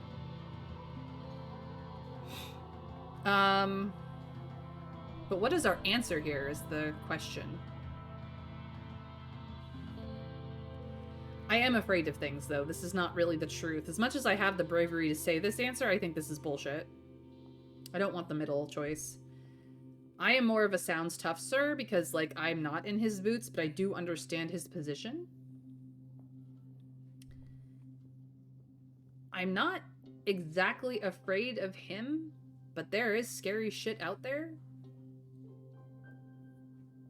No, I think I'm just gonna acknowledge that this is a shit place to be, honestly. Fully expected that to go into that John Wayne quote. Sounds tough, sir, and I wouldn't want to be you. Yeah. That's my stance, Trav. We're gonna go there. Rhett blinks as if he's coming back to himself and looks embarrassed. What am I doing, springing this on you? He says. Go on, your shift is over. Good work out there today. He nods, dismissing you. Hey, you needed someone to hear it. I'm fine with that. You need someone to talk to? I'm here. Alright, this card becomes red regardless. Okay.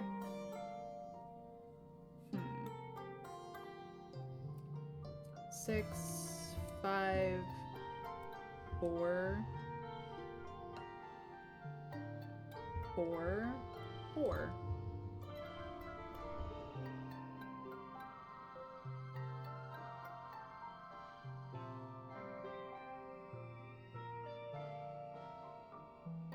Or we could do, like, all 4s.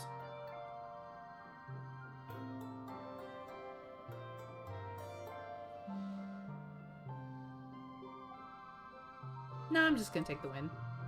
I don't need to do crazy things.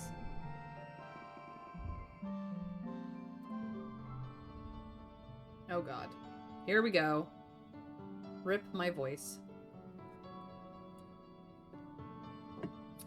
Governor Lum enters the colony square to his customary bombastic fanfare. Brass band, red carpet, banners with the Heliopause logo snapping in the hot dust breeze. It's inspiring. The governor gets his usual tithe of applause from diehard soldiers, but it's obvious how tired and fearful everyone has become in service to his war. You catch Mars's attention and she rolls her eyes and makes a gagging motion. Cal looks sullen and withdrawn, refusing to along with the rest of Geoponics to give Lum any applause. The governor raises his hand for silence, though it's largely unnecessary. Pioneers of Vertumna, he begins. We stand here today not shivering and quaking in fear, but with our hands around the neck, he makes a ringing gesture, of the planet herself.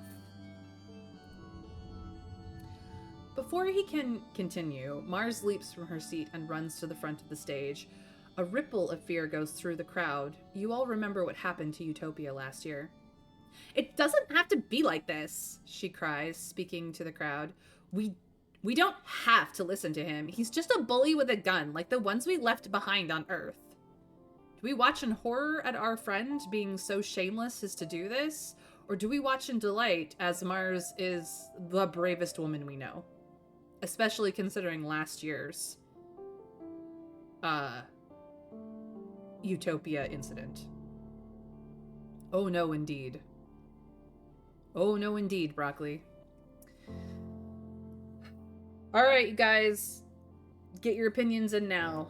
I want to hear what choice I should make and why, because oh god.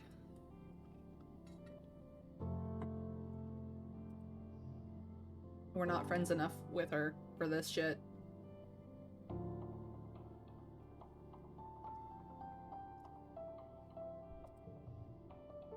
For now, delight, but with a strong undercurrent of horror at what's likely to happen to her very shortly.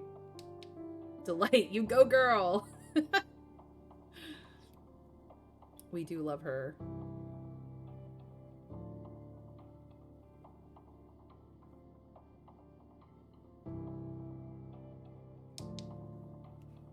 Kiss tangent. It's the only way. Plague, that's not even an option here. This is her moment, but moments don't last. They do not.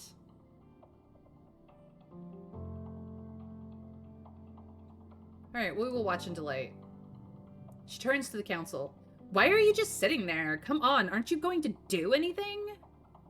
The council look at each other. Rhett seems unmoved, and Utopia shrinks into herself, holding her hand to her chest. Aunt Ellen looks concerned but fearful of Lum. Instance is grim, and Seek just waits to see what happens. Only Cal looks enthusiastic, but as the youngest member on the council, he's outmatched. I agree, kiss Tange in spite of the options. Look, I wish I could, Raptor. Boy howdy, I wish I could just make out with Tange and muddle everything, but that is not an option. Lum gestures sharply to his guards, and Mars is seized and taken out of sight. In the uncomfortable silence that follows, the governor strides to the front of the stage and looks down on the crowd. We've lost too many people who'd support this. We don't have the kind of people still around who'd be useful. It's fair. We lost both our parents, and they would have been very useful at this moment. In the uncomfortable silence that followed... Oh, wait, I read that already. As I was saying, you can trust me to lead this colony and humanity into a new era, he says. An era of peace and prosperity, where we no longer need to fear the creatures that come out in the night. He raises his fist to the sky.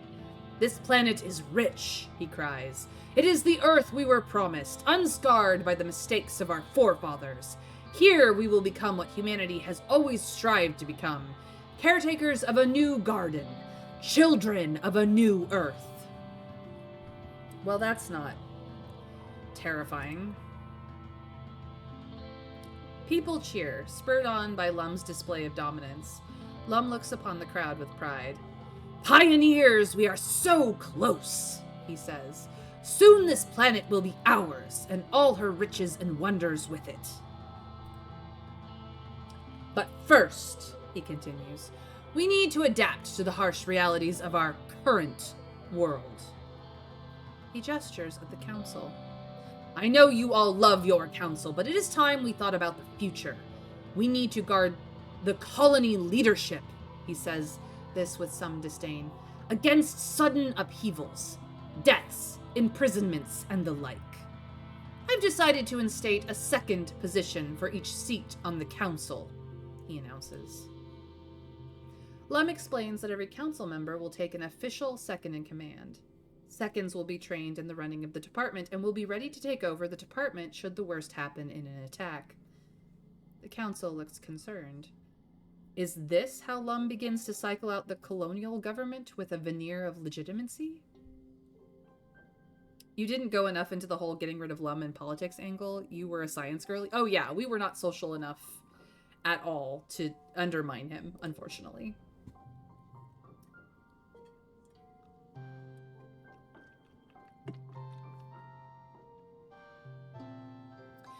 Applicants must have spent a minimum amount of time in that department and will be judged by the council based on their relevant skills, though Lum, it will likely argue hard for his Helio appointees. You scribble your name on the ballot for second administrator, security officer, engineer, cultivator, steward, surveyor, or nothing. I think second engineer is probably for the best. Not gonna lie. But second cultivator would also work. We have the persuasion to maybe pull off administrator or steward. Maybe. Engineer. But cultivator would def work too. You gotta go engineer. You've been science this whole time. Remember, cultivator is biology. I've maxed both of them. Organizing in biology or reasoning and engineer. I've maxed all of them. So engineer and cultivator are actually our best two options. This is following around Cal. This is following around Instance. So, Dr. Instance or our friend Cal. But we would spend way more time with Tange if we're a second engineer, so... You come forward to be added to the ballot. Tangent watches you with a wary expression as she adds her own name. Engineering has been a mess since Professor Hal died. Maybe this will help. The council discusses all the nominees at length, then... You win. Your holopalm charms as congruence updates your clearance to give you access to all the schematics for the ship and her systems. Hell yeah, nice. We're taking that card. I think Cal will be okay because why he complains. He's obviously harmless. Instance looks to have a short lifespan though. Yeah. No, I understand, Trav. I think you'd be up against Tange for engineering. Yeah, probably. But here we are. It also means that we, for once, get to protect our girlfriend. So, she can stay in research and development. When the voting is concluded, Seek announced the names to those newly appointed seconds. The crowd cheers for you when Seek reads your name as second engineer. You don't recognize the Helio appointed to second administrator. Must be one of Lum's people. Vase is appointed to second security officer under Rhett. He gives a little speech essentially congratulating himself and promising to single-handedly win this war. One of the Helio-born agriculturists is chosen as second cultivator. At least there's someone with actual geoponics experience, not someone Lum's installed in the position. The steward of the Heliopause joins On as her much-needed second steward. There's a lot of babies in the colony now, and someone has to help take care of them.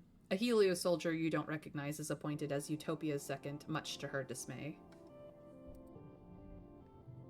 After the politicking is over, the crowd adjourns to the feast tables and eventually the dance floor. The sun sets on the long day, the heart breaks, and the party continues well into the night. Or the heat breaks. Our hearts also break. And the party continues well into the night. Our girlfriend? Comrade out here socializing the gains, I guess. Yes, our girlfriend. Tangent is ours. She's ours.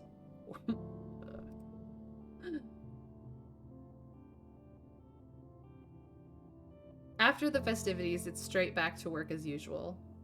Everyone complains. You usually get at least a few days off after Vertumnilia, but Lum reminds the colony that it's only a short few months before the next attack.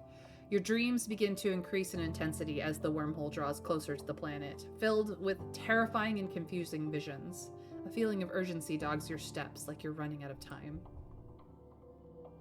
And we are mid-dust cometh. The last one, yeah. It is the last year. And we've been trying to build friendship with Anemone. You still an asshole? Oh, look. Yes, you are. It is Nami's birthday?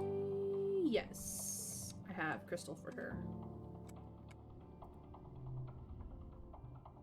She is still PTSDing. Okay. Girl is broken.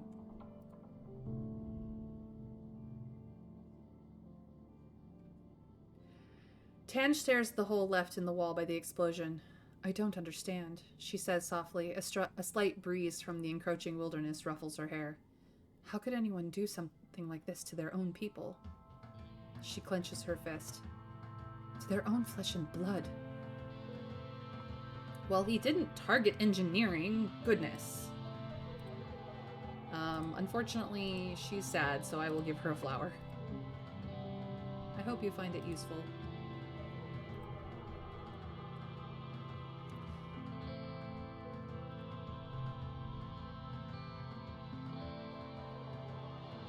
You are very good at that. It is your birthday, and I have a present. Actually, should I give her a strange device? No. I know that she likes crystal clusters. Happy birthday to you indeed, girl. We are now friendlier friends. Not quite enough, but friendlier friends. Rex, I need a hug. Please, dear gods. Rex slings his arm around you, knocking his head against yours.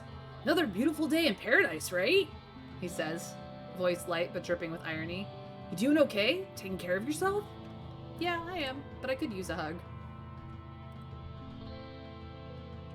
Would have been the potential note to add to her sheet. Well, it's a little late for it now. I didn't want to mess up her birthday, Trav. Indeed. You do not like it, and it's fine. Anything respawned up here? No. Ah! I get caught on that rock all the time! Cal! Nope, still worried about the Hopeye kittens. Alright. Let's go back to the wall. And perceive some more. Keep an eye out on things. It's what we're doing. Mars is still walking around free? She's a lucky girl. I know. We're now cadet rank? Interesting. You're officially sworn in as a cadet in a small ceremony. No longer a recruit, you're now an official part of the colony's security force. Security Chief Rhett presents you with a small patch, a golden upwards pointing arrow. It's just a little thing, really. Cadet being the lowest rank, but it makes you feel important, more important than the civilian kids. Waiting to play sports ball once you're done with the field. Nem is there to cheer on the new cadets. She's an officer already, and cadets of all ages look up to her. After the ceremony, Nem pulls you aside. Look at you, she says, punching you lightly on the arm. Next step, officer! 10 seconds till an ad break for those it's still relevant to. Just FYI, it's incoming. Well, she wasn't successful enough in her coup. No, she was not. Her smile wavers a little. I remember Combs swearing in when he became an officer. I thought my heart burst right open from being so proud of him. I'm just as proud of you today, Mayrin. You're gonna do great. Oh, Nem.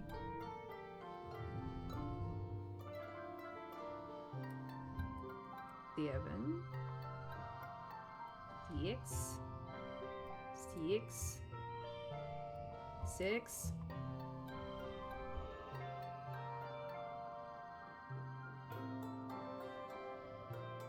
4.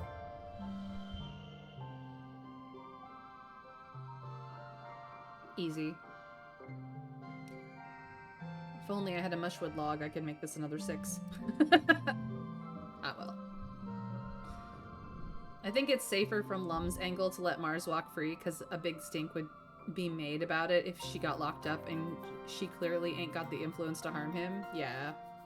I absolutely agree with that assessment, Plague. You are correctamundo, my dude. I have effectively almost maxed out perception. It is late dusk, which means it's Cal's birthday. Do not let me forget his birthday. Do I have...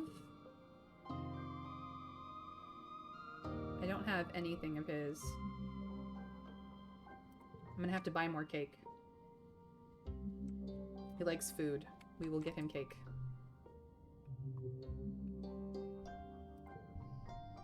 More cake, please. Thank you. Goodbye. If I didn't get the expensive shit by now, I'm not gonna get it.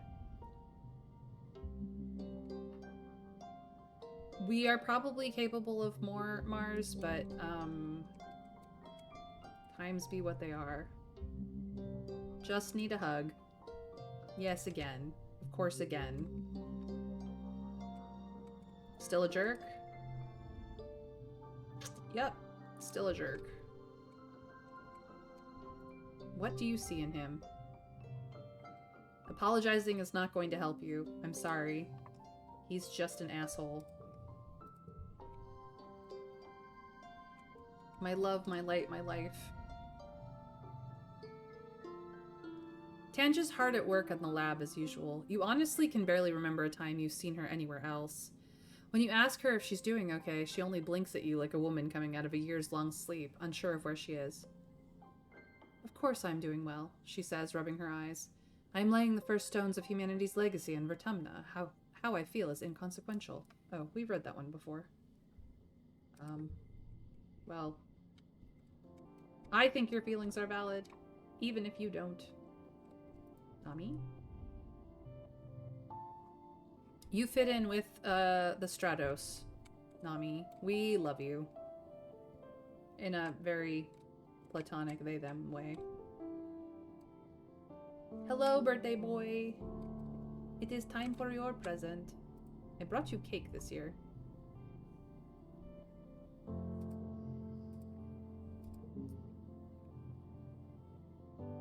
We got double and de-stressification.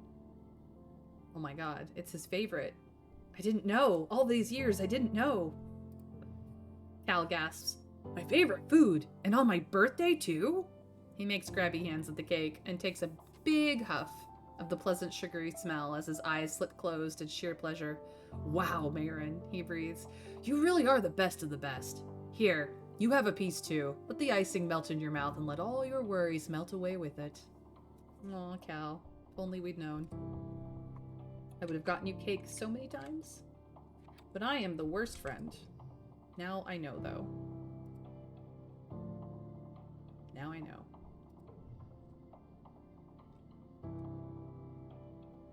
Alright, that's talking to everybody. As disappointing as that is. Time for more lookout duty. His very, very favorite with bennies. Well, cake is edible, right? What does she see in him? A rematch? Well, I romanced Vase once, and I kinda tried to ignore his personality, honestly, so...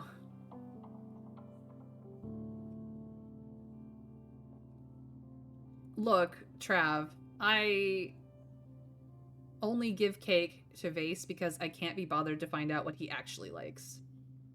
My Vase run was my asshole run. Let everyone die, murdered animals, picked Lum supporting by options. You can give cake to Cal at other times too, you know. Just go for once a season. Same, yeah.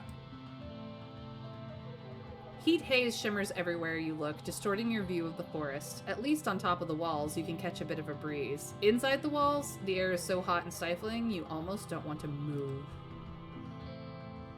Yep, this becomes a 4. Whatever we do, that is a 4.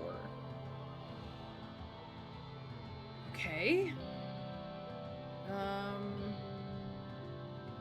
So we can do 7. We can do 7. This becomes a 5. This becomes a 5.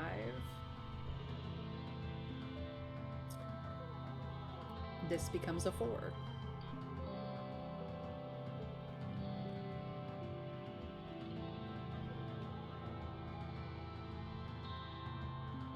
Or, alternatively,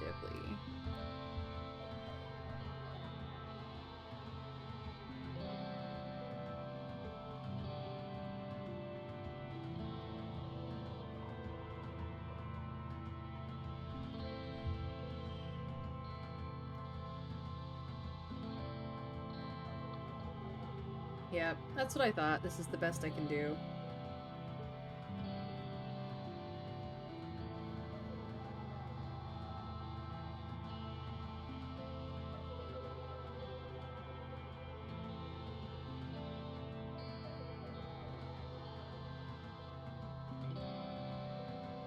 Well, I win, regardless. You like, I'll tell you what else Vase likes so you don't waste cake on him again. I don't care that much, Trav. Maybe next run, if there is one. I do have to do it again, though, because, like, I didn't do empathy to fix him, and we're gonna do that. You can fix him? What? There's a possibility to fix his ass? Early Wet. Early Wet is Mars's birthday. We have the crystals for her. Do I know what else she likes? No. Have I tried other things? No. Are you still an asshole? Hello. Yes, he is. I just hadn't seen that one in a while. Does someone need you? I just needed to say hi. That's all. Probably more toned down than make him a normal guy. I mean, forgiven value of fix. This is a foreboding we didn't have a choice thing, and I'm very scared. I'm very scared. How many flowers do I have? 2. Okay, so I can give her one now, and then I can give her one on her birthday. So I will. Have a flower, babe. I love you. Hope you find it useful.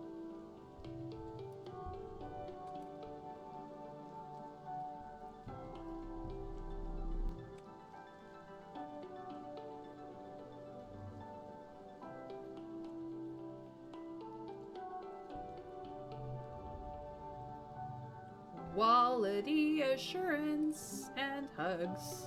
Aw, yeah.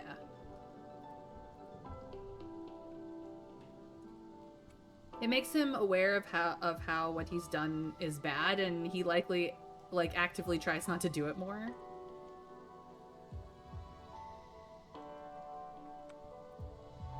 Empathy can change the world.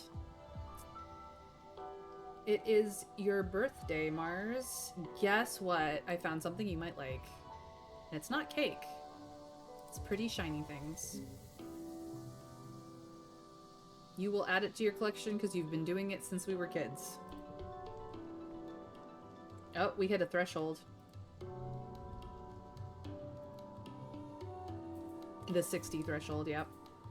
Mars and Nami are bent over one of Nami's sketchbooks. Mars is talking animatedly with expansive hand gestures. Nami is nodding along and taking notes. No, no, no, Mars exclaims. This neckline needs bolder lines, and down here, lots and lots of extra fabric. And make this part gold. I want it to scream. I don't have to work like everybody else. I'm only here to look beautiful and have people adore me. But we do have to work, Nami pouts. Nanoprinting restricted for these kinds of materials. It costs kudos. Mars rolls her eyes. That's the point. Nami huffs. Not everyone's got as many kudos as you, Marzipan, especially us Helios. We don't have any at all when we landed. If I want to wear something other than uniforms, I usually trade or model clothes instead of printing new ones. Mars looks appalled. You trade clothes? You don't even sell them to each other for kudos? Maybe you should spend some time in engineering to see if you can get a conversation with Tangent. Maybe. I could try. Nami shrugs and tucks their hair behind their ear. It's just, some kids can't afford to print this kind of clothing, right? So you're losing out on them as potential customers. So maybe instead you could design clothes that are pretty, but also from common materials, so everybody can have one? Nami smiles brightly. Then maybe when you're in charge, you can get rid of kudos entirely. It doesn't seem right that we trade kudos for extra stuff when we're all supposed to only have what we need anyway. Nami picks up their sketchbook and leaves, and Mars turns to you with a thoughtful look. Ugh. Nami doesn't know that I was the one who started selling things for kudos in the first place. My dads keep saying I shouldn't do that because hoarding kudos and treating them like currency will cause... She makes quotation marks in the air with her fingers. Wealth inequality. Do you think they might be right? Nami's right. The Helios are broke. Oh, Mars says, tapping her chin. I mean, I knew the Helios were tragic, but I just thought that they had terrible taste, you know? The uniforms? And the haircuts? I didn't know it was because they were poor. I really didn't think that kudos makes everything unequal, Mars continues. Like, you can always work harder if you want something nice, right? That's what I do. Mars looks genuinely troubled. It's great that we have everything we need, well, as long as there's not a weird disease or a famine or whatever, but we're still poor, you know? She sighs. We're poor in culture. Like, yes, every colonist has a steaming pile of mashed trippet every morning, noon, and night, But what if I just want to watch a holovid I haven't seen a million kajillion times? I really don't understand the kudo system. I thought it was like bartering favors or something. It kind of is, Raptor, but like it's digital currency in that you earn kudos in particular ways. Kudos are a social currency, the kind of you did well, you get to have something extra. Here's a credit to choose what that is. But it then sort of became tradable and that started going downhill. Yeah. Exactly what Trav said. Mars puts her hands on her head. When we only focus on survival, who's making the holovids and the symphonies and the gourmet food? She throws her arms in the air and shouts, "We have everything we need, but we're poor. Poor people don't care about art." Mars snaps her fingers. No. I've got it. I'm a genius. If the adults won't incentivize the creative class, we need to do it ourselves. We need to get the adults on board with adopting kudos and using it to pay for luxury goods instead of slaving away in the depot or the kitchen. People like Nami could be artisans. She grabs you by the shoulders. If we have an actual creative class, maybe we can get some culture on this stupid rock. Can't believe I never thought of it before, she says, clearly possessed with a beautiful vision. I am the richest teenager in the colony, but what good is it if there's nothing to buy? Here I am, sitting on more kudos than I could ever use, and I could have been using it to kickstart the creative economy. I could be a patron of the arts. Mars releases you and pulls up the finances screen of her hollow palm. You catch a glimpse of her balance, which is more kudos than you've ever made in a year, at least. Yes, good, Mars says, thinking out loud. More than enough to start. She looks at you. Well, Mayrin, she says imperiously, you'll join me, right? Let's give away some kudos. So, we could give her some kudos. We don't have 100 kudos to give away. This is a terrible idea, but no one here gets paid.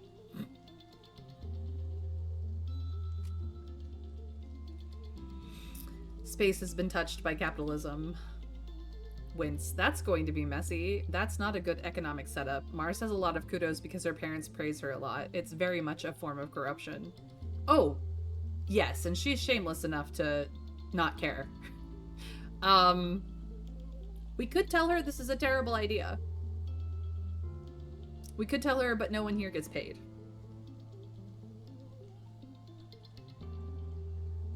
Or we could just give in. She's going to be like, that's all? Tell her it's terrible. Bad Mars. Remember, her augment is that she is utterly shameless, you guys. Yes, I actually do know her augment. Who she's in a relationship and what she dislikes? No, but everything else I absolutely know. She has no shame. Go to the corner. This is a terrible idea. Oh, Mars says, considering. Do you think so? She turns to her hollow palm again, frowning at the numbers. It's fine. I don't need your help. Okay. Again, shameless. She's gonna do it anyway. Alright, I've talked to everybody over here.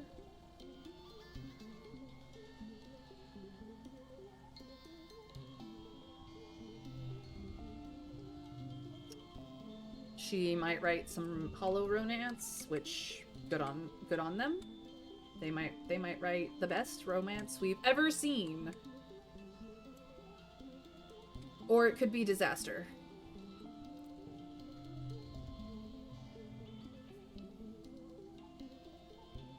I wonder if her fathers gave her that augment because they didn't want her to experience their shame being both gay and black on Earth. Where's the sparkly water bottle to spray her with? I mean, Raptor, you make a good point. And Plague Doctor, we didn't have enough kudos to buy it. Ah, the hot kittens. The hot kittens.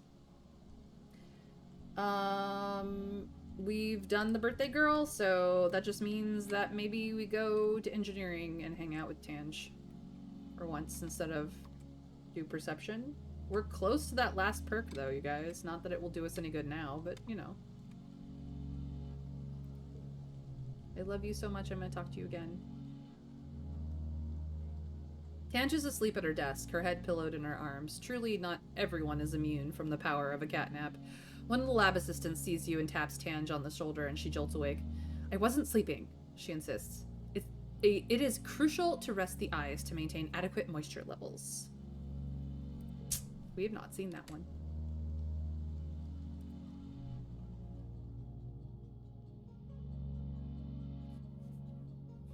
Oh, damn, I never thought about that.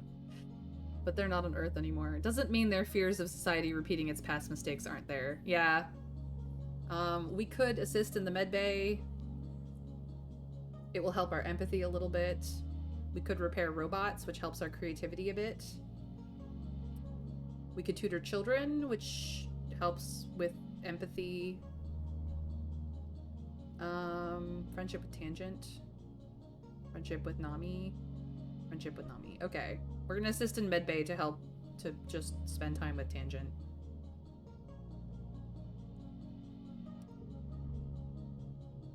You report for your first shift as Dr. Instance's nursing assistant. Instance was never supposed to be the literal doctor for everyone in the colony. All of the colony's medical needs were supposed to be covered by the medbeds. And then, eventually, with trained medical professionals from your generation. With the growing number of wounded and sick, it's pulling Instance's attention away from her actual work in the lab, hence why she needs the help. I'm a doctor, not a physician, Instance grumbles as she swipes through her hollow palm to give you access to the medbay systems. I can study the local xenofauna so it stops killing us, or I can treat burns and upset tummies. I can't do both. There, she says as the haptics on your hollow palm pulse. You should have access now. Don't bother me for anything less than a cranial bleed. It's a medbed, not a jar of leeches. Just follow the instructions and push the right buttons. You need something, ask Congruence. Congruence beams at you from her hollow monitor. Can you handle that? I can handle anything. If it's documented, I'll figure it out. Yeah, no, I can handle anything. Too late, Trav. We're not doing robots. That's the spirit, Congruence chirps. It's you and me, Mayrin. High five! You gently bonk Congruence's panel with your open palm, and she laughs. There are no patients today, so you're going to brush up on your first aid training. Every colonist gets first aid training starting in their early teens. Lungs gotta breathe, heart's gotta beat, blood should stay inside the body. Check.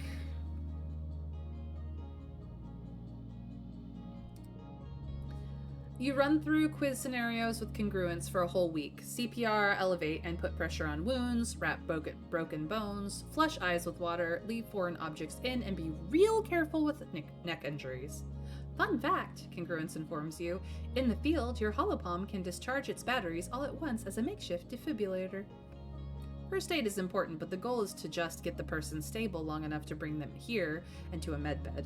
That's where you and Dr. Instance will take over. You'll be fine. It might only be a matter of life or death. No biggie. You're in engineering very late today. You're starting to nod off and consider packing up for the night. You see Tangent and Instance leave their lab without locking the door. They're headed back towards the living quarters. Usually they're so cautious, but it's late and they must be very tired to have forgotten. They've been working on something together in secret. Do you want to find out what? She could have a dedicated robot body that she guides. She has a screen. That is her robot body. She has a lot in common with a particular, let's just say, sphere from Portal.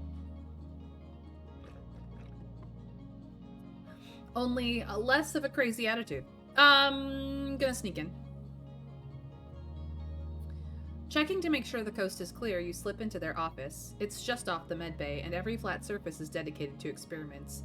The whiteboard is covered in dense scribbles and diagrams, and the garbage bin is filled with wrappers of discarded soy meal replacements. It smells of stale coffee and sleep deprivation in here.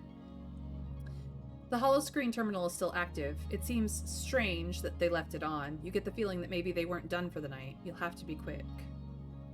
We're gonna examine the whiteboard for the overview.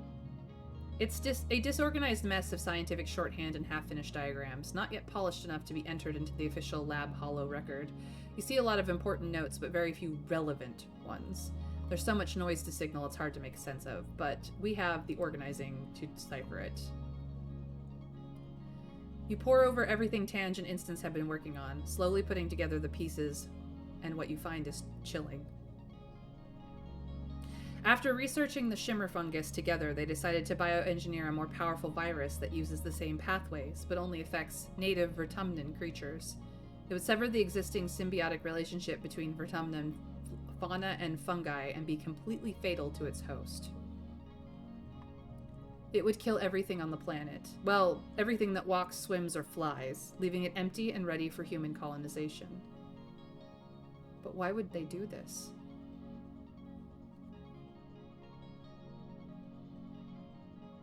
Nope, it's obviously harmless, and you trust Tange completely. If she wanted you to know, she'd tell you. Maybe it's a birthday surprise for next year? Now I want Congruence to have an event that makes her a potato. I mean, Allison, there's always fanfiction. Hence Lum's claim that they have a grip on the world's neck. Yeah, we have had hints of this before. Our nightmare of Tangent crying over empty fields being tended by robots and us being planted into it. This is it. And all of her dialogue about it's almost to an end. Like, there have been hints. I am not surprised by this at all. You dig a little deeper and find not Instance's research logs, but her personal logs, written on real paper with a cover page that reads, "In my defense upon my death." You read through the papers in which Instance details being approached by Lum shortly after the Helio landed and he took control of the council. The Helio had been sent to retrieve Congruence and bring to justice the people who stole her. Instance, primarily, but also Hal and your mother. When they realized they could never return to Earth, Lum became interested in Instance's research instead, particularly her research into Vertumnan ecology. Under threat of execution, Instance was essentially forced to pivot her research into finding a way to cleanse the planet for human colonization. She writes that she tried to shield the other scientists from her work for their protection, but that she couldn't keep the secret from her apprentice, Tangent.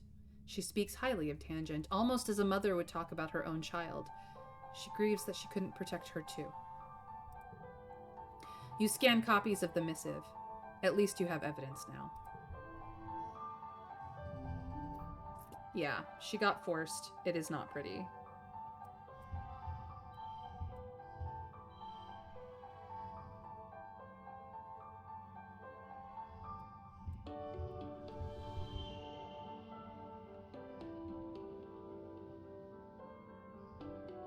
Well, that was easy.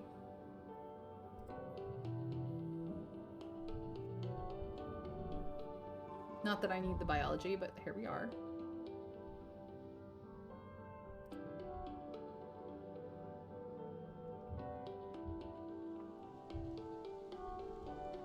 It is mid-wet.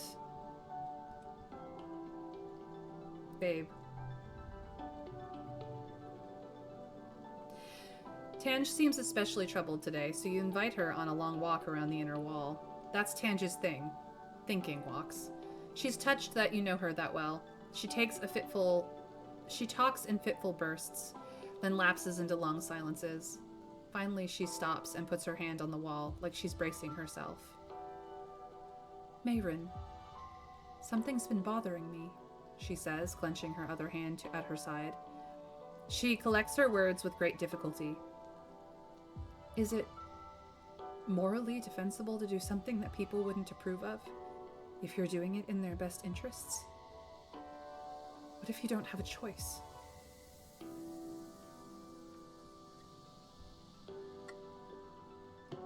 I know about the engineered plague.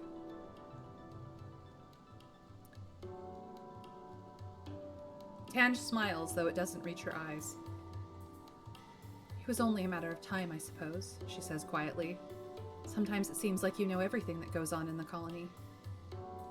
Thank you again for your help, she continues. You really were instrumental in overcoming several hurdles, whether you knew it or not.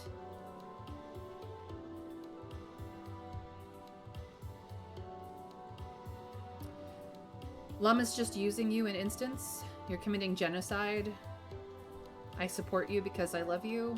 As your friend, please don't do this. This is a terrible idea. Now, this is the one that depends on us having a very high friendship with Tangent. But chat, you know me well. How did you know? Well, I know you didn't like me for my pretty face. Yeah, exactly. Winter Fairy says 1. Plague Doctor says 4. Raptor Squeak says please. Trav says 1. How does it feel to help your girlfriend to engineer a genocide? It feels bad, man. Feels bad. .gif. And use your father's death for it too. Yeah, feels worse now. Raptor, thanks. Feels bad, man. .gif. So I don't know what's going to sway her more. The as your friend, please don't do it, or Lum is using you. This genocide, I don't think she's going to care. It's us or them. My mentality is very apparent in Tangent. I support you is letting her get away with it. This is a terrible idea is not a strong enough argument. Either reminding her that she is being used or appealing to her as the person who loves her the most. Winter Fairy's like 1. Goodness, I got you hooked and invested, didn't I? It needs 90 friendship. You gotta do that one. Use relationship to manipulate. I mean, we are maxed out at 100, so we only needed 90 to do it. 4 will probably sway her more since it's hard to achieve. It's a hard to achieve condition, of which we've been maxed out on her friendship for a long time, but we did kind of go whole hard on her. As your friend, please don't do it. As my friend? Tange replies, incredulous. A real friend would understand why I have to do this. I have to protect Dr. Instance. I have to protect the colony. She pushes herself off the wall and starts walking away from you. A few paces away, she stops and her shoulders slump. I don't want to do this, Mayrin, she says, miserably. If I don't help Instance, though, Lum is going to kill her. The colony needs her. I need her. I don't know what to do without her. She sighs. I don't know. Maybe we can convince him to stop? Tange scrubs her hands against her eyes and turns to you. She looks so impossibly tired. And for a moment, as young as she really is. Lum is forcing us to work on the virus, she says. I don't know what to do. Me keeping my mouth shut because I don't want to affect your ending. Oh, Allison, you're very sweet. And this is why your instance is back up on the council. Good planning, May. Yes, this is why. Convince him with a gun. Convince him with a bullet. I think you need both the gun and the bullet at the same time. Well, I've convinced her. Should we go talk to him now, or should I find a way to convince him? Do I trust that Tange has my back, or am I going to shield her no matter what? Set your hop eye on him. I wish I had the option. I don't know if I do. Jeez Louise. I can't change my gear. I'm not entirely certain that there's anything in here that would actually help in this matter. Maybe combat. But like, it's fine. So, you know your girl got your back. Okay. Plague, you've got a good point. 1. Second is to go chat with Dis, if I remember correctly. Dis is not here, so that would be very strange.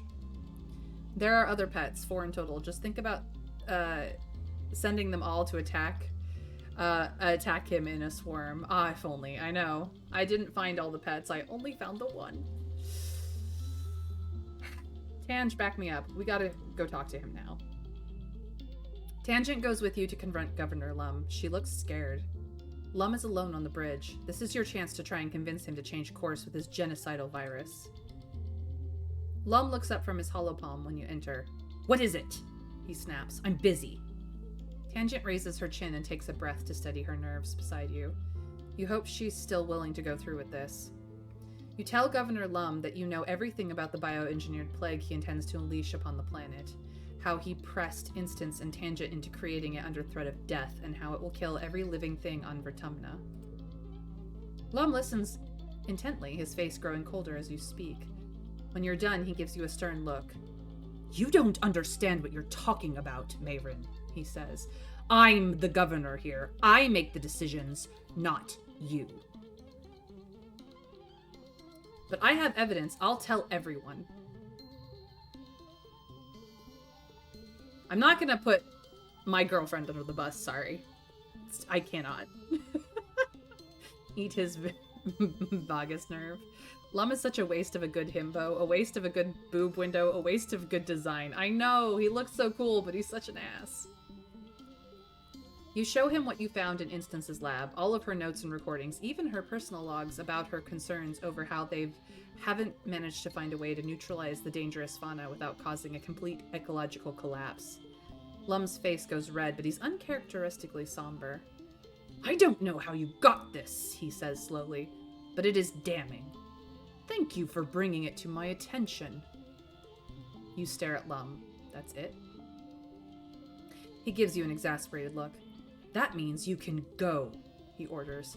Leave before I change my mind and throw you in the brig on espionage charges. You have averted what could only have been the complete destruction of Vertumnan ecosystem and saved Instance's life. Can breathe a little easier today. I don't know if that's true, but we'll find out, I suppose. We're almost to glow, so...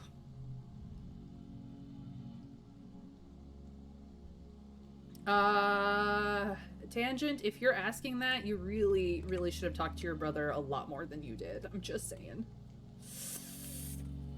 I'm just saying, girly.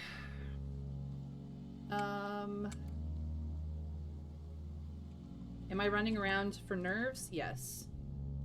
Oh, fuck off. We don't like you anyway. Hey, I'm here if you need me too, Nem. Please. Please. Please.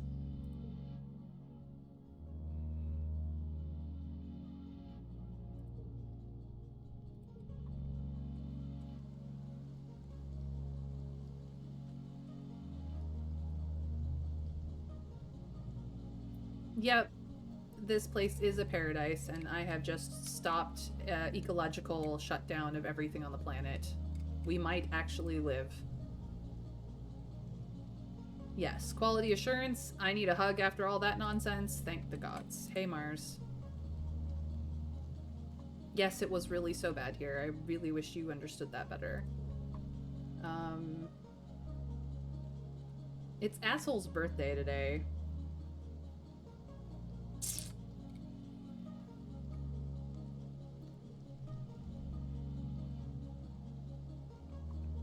Aw, it's nap time. He's so sleepy.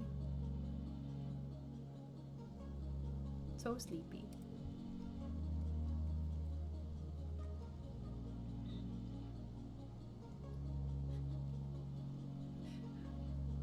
He ain't a himbo. He's smart. I know he is. No, Def ain't smart. He just has Riz somehow. Well, congrats for dodging the worst ending I've got. You did it literally last minute. It's not the worst ending I've had, so you're still gaming, Broccoli. Thank God, the plague ending is one I had to go touch grass after. Now I'm curious, does this mean he's stopping the plague because he didn't realize it turned the planet into a dust bowl? Interesting. I mean, he wants to live, right? I love how Rex and Nami both call this place a paradise, but Nami calls it one genuinely, while Rex does it ironically. Huh. Asshole doesn't get cake. Asshole gets a kick in the ass. No, unfortunately he gets cake, because I'm nice to him once a year. just once a year, because I am a nice person. And, well...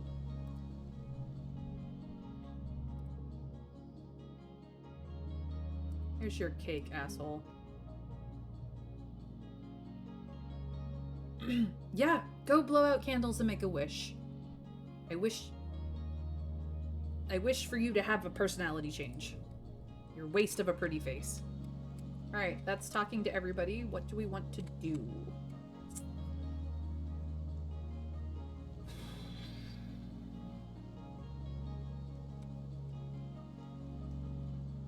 Not even a prank cake?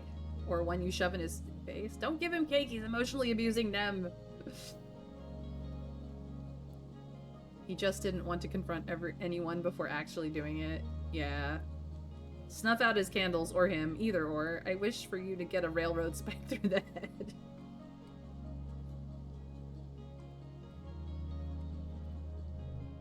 I want to check something. We're at orange. Okay.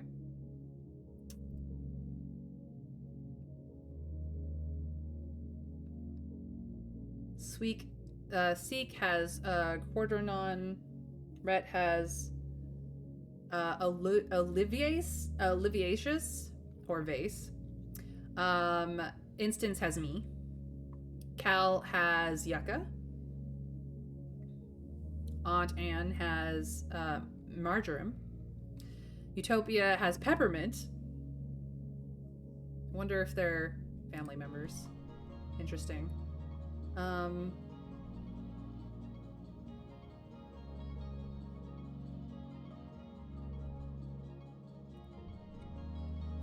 I think we're gonna go back to engineering and do some actual engineering this time. Let's go play with robots, guys. Nothing matters. Let's repair robots.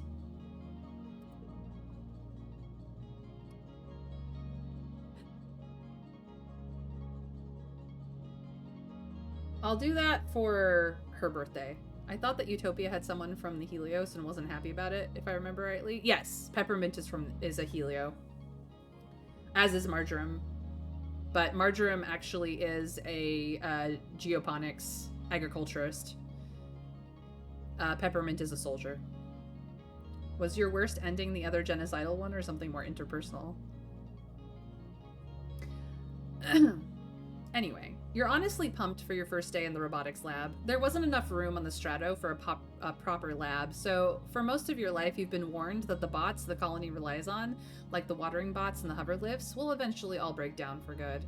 With a fully functioning robotics lab, you should be able to keep those bots active for a lot longer. Plus, there's all sorts of unused bots in here. You look around and wonder at the wide array of chassis and shells. Maybe one day you'll even be able to create new robots of your own. You can't wait to show off what you can do. Congruence is so relieved to have an assistant. Since Hal died, well, Dr. Instance is too busy to help, she says as you're setting up. Tangent sometimes lends a hand, literally, but she seems to be more interested in her own projects. The chief engineer seems to think there's a lost cause, that we should just recycle them, Congruence opines. Hal would never have thought they were trash. So what are you excited to work on? Fixing, programming, or building? Ooh. I do like to fix things. Programming is super cool, though. Building something massive seems like a waste of time at this late stage.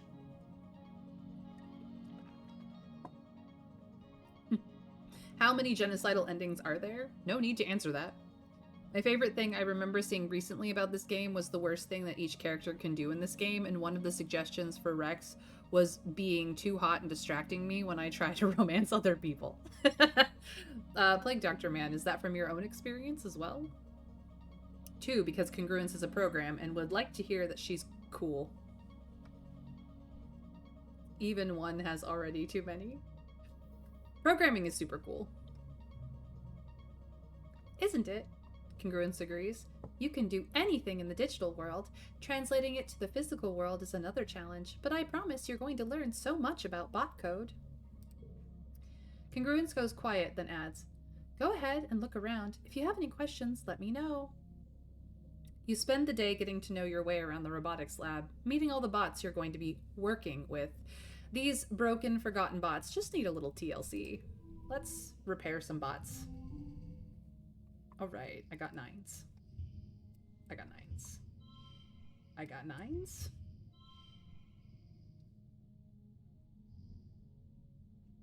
This is a 6.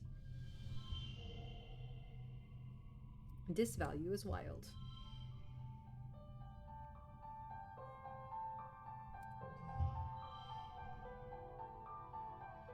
Ah, this one is boosting this into an 8 and this into an 11. Slightly better. Yep, win.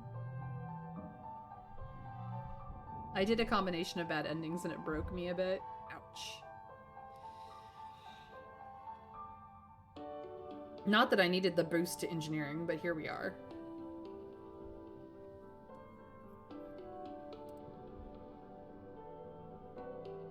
Mid-wet becomes late wet.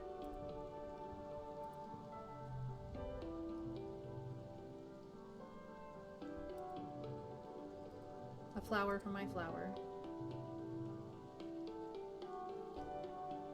You're still more beautiful than any flower to me.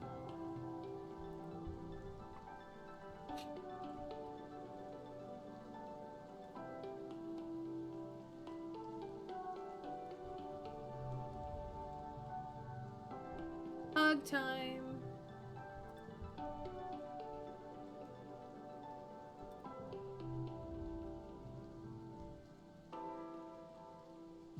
No, probably not.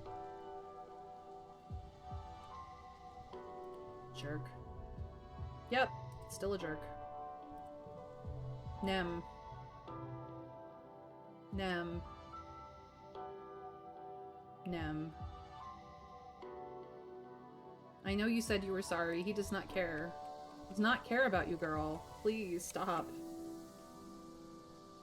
If only we were better friends. Oh, Nami's got something going on. You're walking through the colony when you see a blur of color and motion at the corner of your vision. Stress! Bang! Nami collides with you at in a catastrophe of flailing limbs and high-pitched squealing, sending you both sprawling to the ground. Oh my gosh!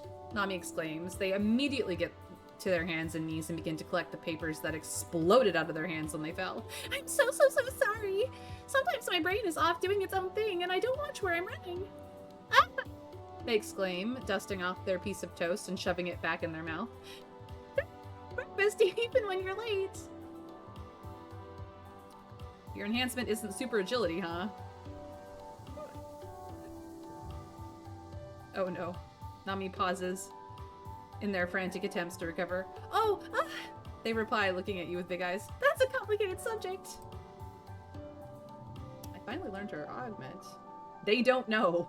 Oh jeez.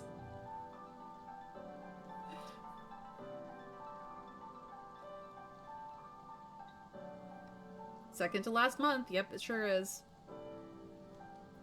Still nothing compared to doing the Sitterman questline in Cyberpunk. That is the story in a game I had the most physical reaction to. Almost threw up. I haven't played that, but I have heard of it. I have heard of that line, and it wasn't good. Such an anime scene. Yeah, it has a combination of painful and controversial themes to it that really digs its way into you. Nami gets to their feet and offers you a hand up, then brushes the dust off of you. I actually don't know what my genetic enhancement is, or, even if I have one at all. My parents decided to lock my medical files from when I was a baby because they had this wild idea that they wanted me to grow up without feeling like I had to be, perfect. They think it's rude for parents to make the choice for their kids. It's not all that it's cracked up to be. Ugh, that sucks, or that's really smart. What do we think?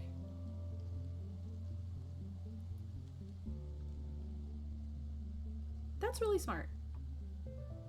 Yeah, I think so too, Nami replies, smiling brightly. Sometimes I think about what kind of cool superpower I wish I had, but most of the time I just assume my parents just avoiding telling me they gave me a superpower being turbo awesome. Nami wiggles their eyebrows. Maybe I'm just like Galactic Cyber Prince Yumiyama. One day in Talking Hotby will come tell me I have to defeat the Mecha Ultra Nether Beings.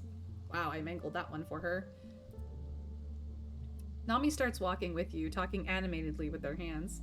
I know my parents just wanted me to know that I can be anything I want to be when I grow up, and I don't have to be super strong or super smart in order to be happy. They always told me nothing and nobody knows what's good for Nami except Nami, and I really think that's true. They stop and turn to you, looking serious for a moment. Sometimes it does kind of feel like, well... She squints up into the sky.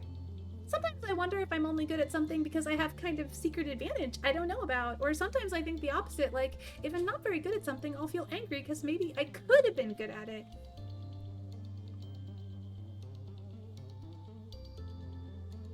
Yep, if they, them. May is bad. Bad, May, bad. Thank you for, reminding me, Raptor. One, because we have seen it go wrong for people. Sorry, Trav. I thought that them not telling her is kind of legendary. By the way, no augment is my favorite augment since I got better in the game. I think it's kind of messed up that they don't let her know about if she has one or not, though. Always wondering if you have one or not is a bit anxious to me. I mean, for myself, it actually gives you more kudos. Fuck, I love Nami and I still got it wrong. Be right back. Off to prostrate to Nami Nami and Sawyer. Ah yes, my favorite augment. ADHD. Exactly, Plague Dr. Man. That's really bad on the Helios because everyone is really good at something. Usually things like marching and shooting stuff. I thought maybe it would feel different here, where there are people with all kinds of skills, but... They sigh. No matter what I try, someone is already way better at it, so I just feel like I just suck at everything. You don't suck at looking stellar hot is not the right call here. I get a flirt option I am not taking. You've seen it happen before, you will see it happen again, but I do not feel good about flirting with someone who is just not into that. Nami Nami and Sawyer from Boyfriend Dungeon, both they them, both young and expressive, both fucking ADHD as hell, and I love it. I ended up with that one myself. Yes, Plague, I got the reference.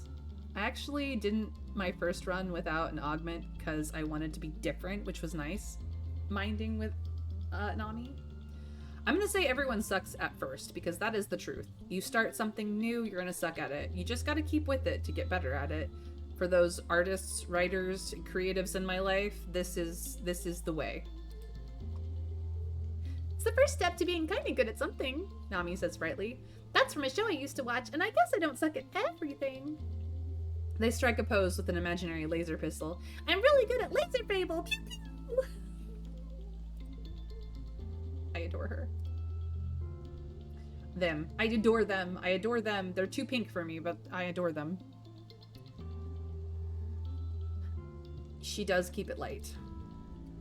Alright, who have I not talked to? Cal. I would give Dis a present, but he's not here. Yeah, I know you tried. Cal, I know you tried. Okay. We're not gonna go to Geoponics for the, garden, because Tangent hangs out over here. So if we want to spend time with Tangent, we have to spend time relaxing in the lounge.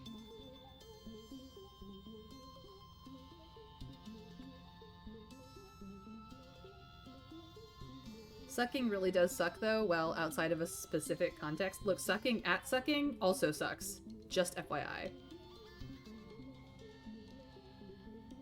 Bonding with Nami. It's okay, Allison. Usually I'm fairly fluent with typo, but that one just tripped me, so. Whether it was typo or autocorrect, we all have been there. Sometimes it blows and we like that. Look, we could have the spits or swallows conversation, but I don't think my chat is ready for that. I'm gonna relax in the lounge before glow. The new bar that Rex built is lovely at night, and during the day, it's a nice quiet place to sit and work or study. You meet Dr. Instance there, drinking a cup of blep tea and looking through a schedule on her hollow palm. She runs a hand through her hair and mumbles, "The stress in the colony is out of control." You think she's just shocking to herself until she looks up. Every day, more people come to Medbay just looking for someone to talk to about their anxiety or their bad day. I don't have time for this.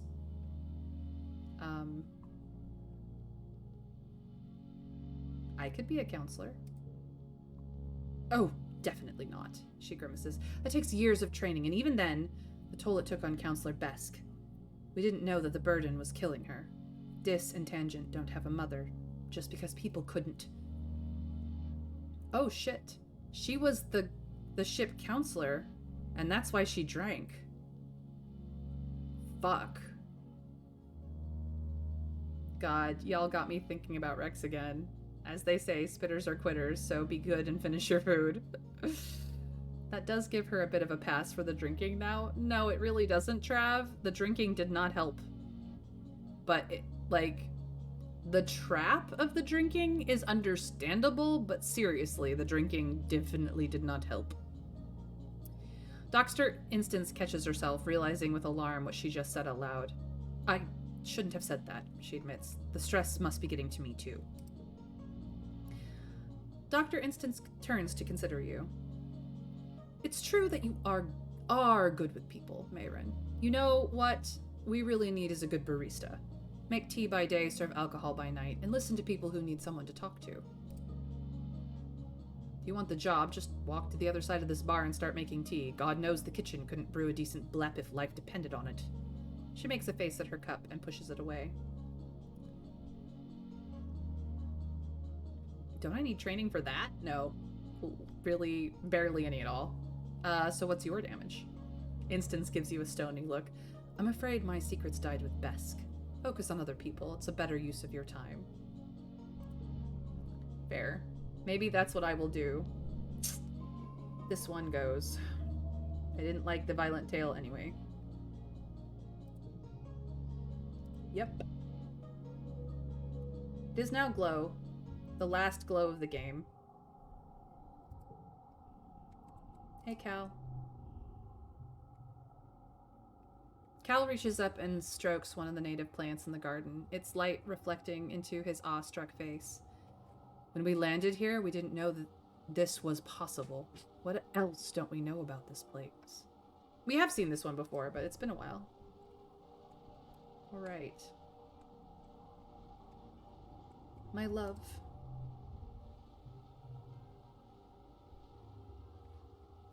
Do I have? No, I don't have... I'm gonna give your brother's favorite to you. This is interesting, is all Tange says, taking the roots and turning them over in her hands. Her lips curl in distaste at the dirt that still clings to them. No, really, she protests when you see the look on your face. I'm going to analyze these roots to see if they have any useful properties. They might be medicinal. She turns to walk away, then remembers herself. Thank you, she adds, almost as an afterthought. I found one of her other likes. On the last night of the game. How ridiculous. Hey, asshole, you still an asshole? Yep, still an asshole. Nem is standing with a few other soldiers. She nods as you approach.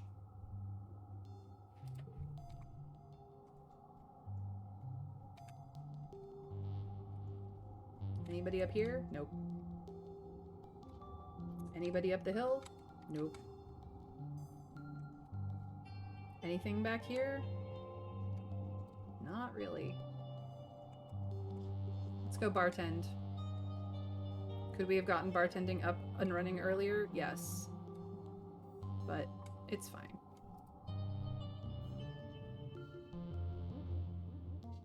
Empathy and creativity. And friendship with Tangent. If I had known. Damn.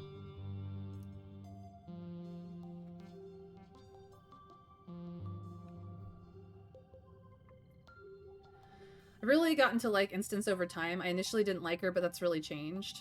It's time to glow, it's time to shine. I just want to point out that before I even got the game, I said, I bet she likes the roots too, and that's all I'm saying. I wouldn't talk to Vase and Nem anymore. They're asshats. Winter, they have reasons. It's just sad. You report to the cafe for your first shift as barista, expecting to be shown how to, well, do anything. What you're met with instead is a crowd of people who'd like their black tea, and they'd like it now. You barely know how to pour water. This isn't going well. You get set up behind the bar and start taking orders. After a few false starts, you quickly figure out how to brew blep tea and pour the lightly fermented watado juice so it doesn't form ahead. Foaming soy or float cow milk for the perfect latte is still a disaster, though. Most people are understanding and are happy to order a different drink while you're learning, but by midday you realize your tip jar is completely empty and people want lattes. Time to get creative. This gets +3. Okay.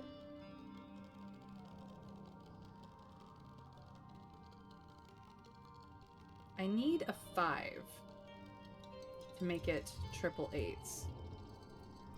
I can still have technically triple 8s with the value, with the wild. That's a good opener.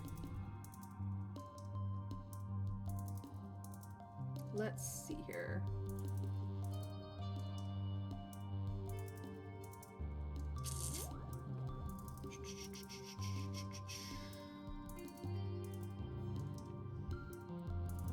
Double 5s.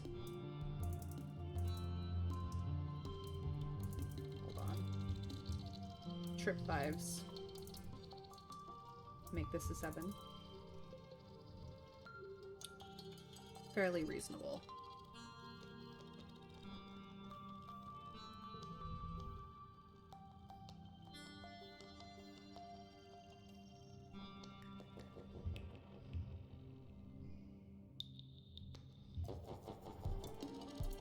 Not gonna have the highest value. Well, maybe. We can actually give it the highest value.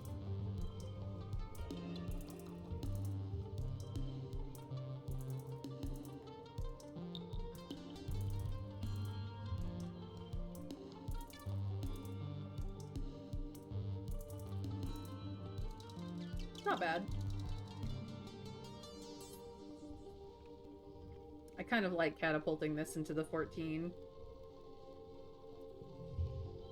Nope, that's as good as it can get. Okay. I win. Foaming soy is easy. I say this as a former barista. I agree, Winterfairy. As a former barista, it is quite easy. You just have to know the trick of it.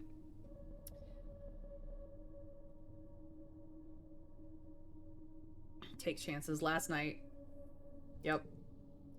You scald some soy milk, but after a while you begin to get the hang of it. You start slinging lattes to the grateful caffeinated masses. Chief Engineer Instance comes by to see how you're doing, and you tell her that you're totally underwater. Weren't you supposed to get some kind of on-the-job training? For what? Instance laughs. It's pouring drinks, not genetic engineering. I told you you'd get the hang of it. Ah, another one of these. Nice.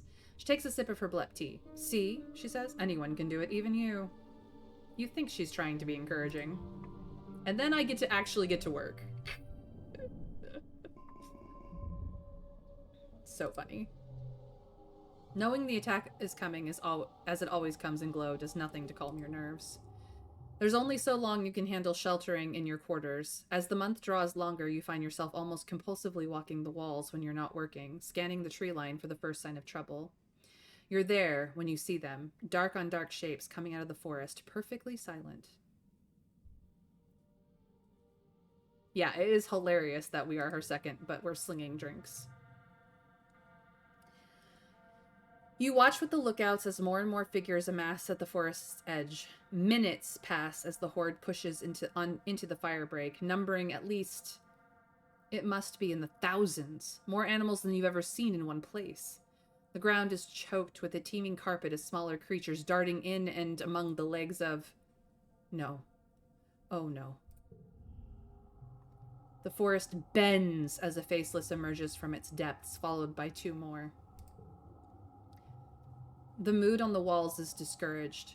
1 faceless destroyed your colony. 2 faceless required an irresponsible number of explosives to take down. How are you supposed to be able to handle 3? Do we fight or do we run?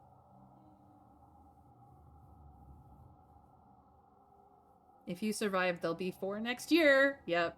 Do we fight or do we flee? Winter Fairy's like, run!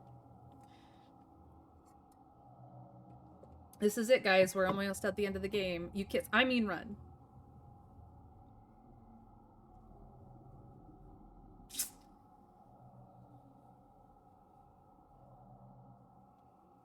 You know what? I'm gonna give it a minute. You guys weigh in. I'll be right back.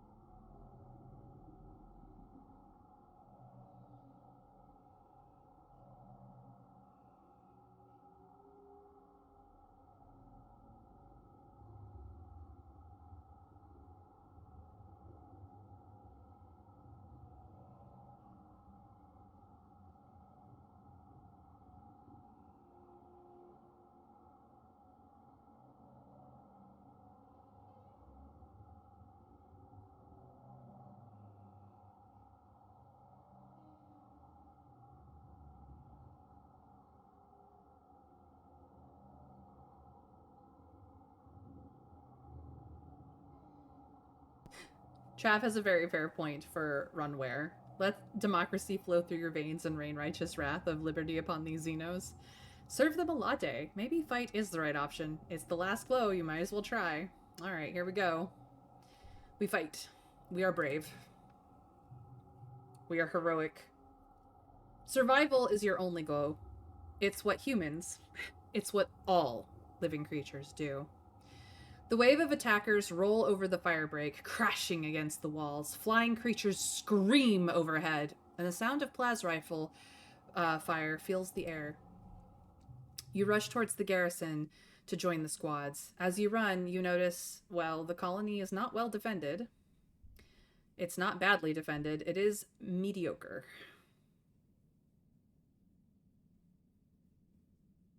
What's the worst that could happen, really?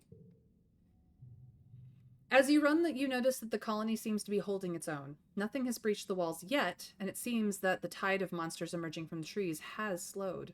The colony looks evenly matched. The battle's not in the bag, but so long as the defenses hold, things look hopeful. You're descending from the walls when you are thrown to the ground by a tremendous rumble. A few meters in front of you, something tunnels towards you through the mud. You have the impression of something long and dark that cuts through the ground like a shark through water. You scramble to your feet, but it cuts off your path, forcing you towards a geoponics outbuilding. It's a storage shed, mostly empty besides the bales of hay used as float cow feed. It's dimly lit, but you think you see another door at the far end. The creature advances, throwing up rocks and chunks of dirt as it tunnels closer.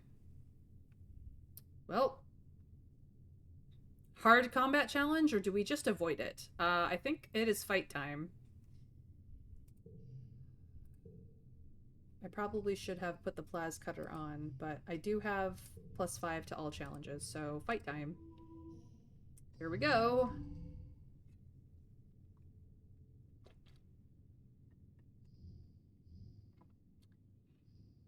We're gonna do a 7, technically a 6, 5. This is a straight, two pairs and a flush, which is a pretty good opener, all things considered. However, we are gonna do this as whoa. No. Get back in there. To make it just a little bit more. We have a goal of 102 after all. Alright.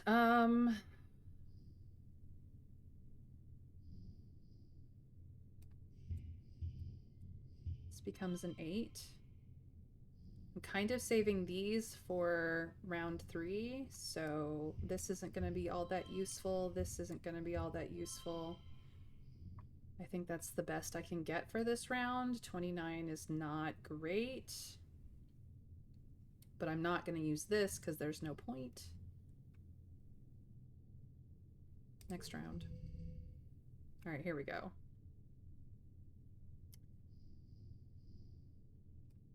Seven. 6.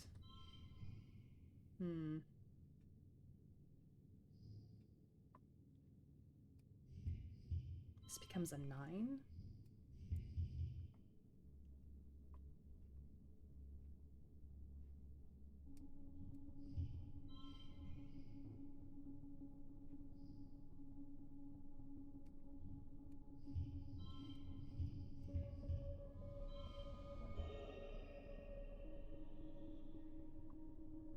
Does hit goal.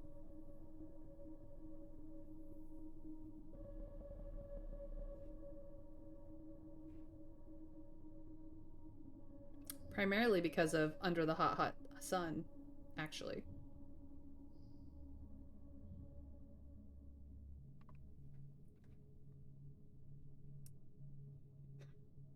If you die, you die. Not your problem anymore.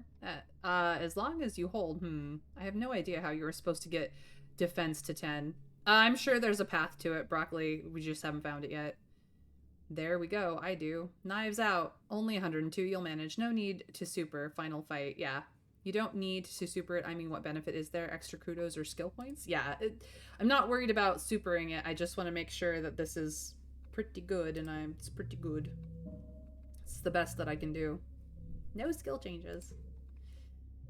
Colony defense +1, and I still got combat, so I don't know what it says, no skill changes. What are you talking about? You grab a rake and back into the doorway to wait for the monster to emerge. As it rears up and thrusts a long black snout out of the ground, you stab the rake down into it, dispatching it. Before you even have time to be relieved, you spot a second one tunneling towards you. You take another step back into the storehouse and feel heat.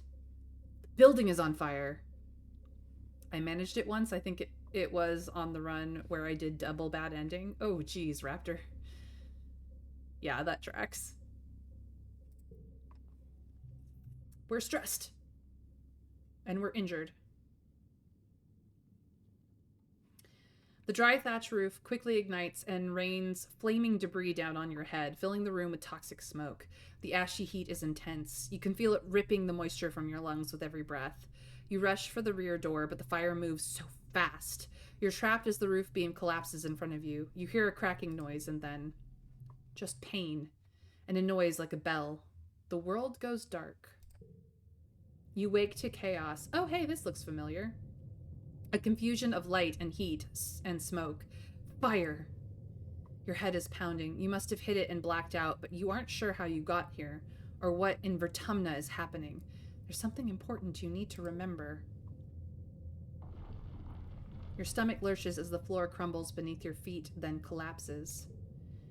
Your body aches, and your eyes burn from the smoke. A figure appears through the flames. It's your friend. Your friend? Wait, why can't you remember her name? She's gesturing and shouting at you, but all you hear is a ringing in your ears. Yeah, we're just gonna climb out. You try to stand up, but one of your legs folds uselessly underneath you. It won't hold your weight. Your friend pulls you out of the rubble. She throws your arm over your shoulder and half drags you towards the door. Through it, you see a deep, eerie twilight, dark blue and cold against the heat of the fire around you. Glow season. It's Nem.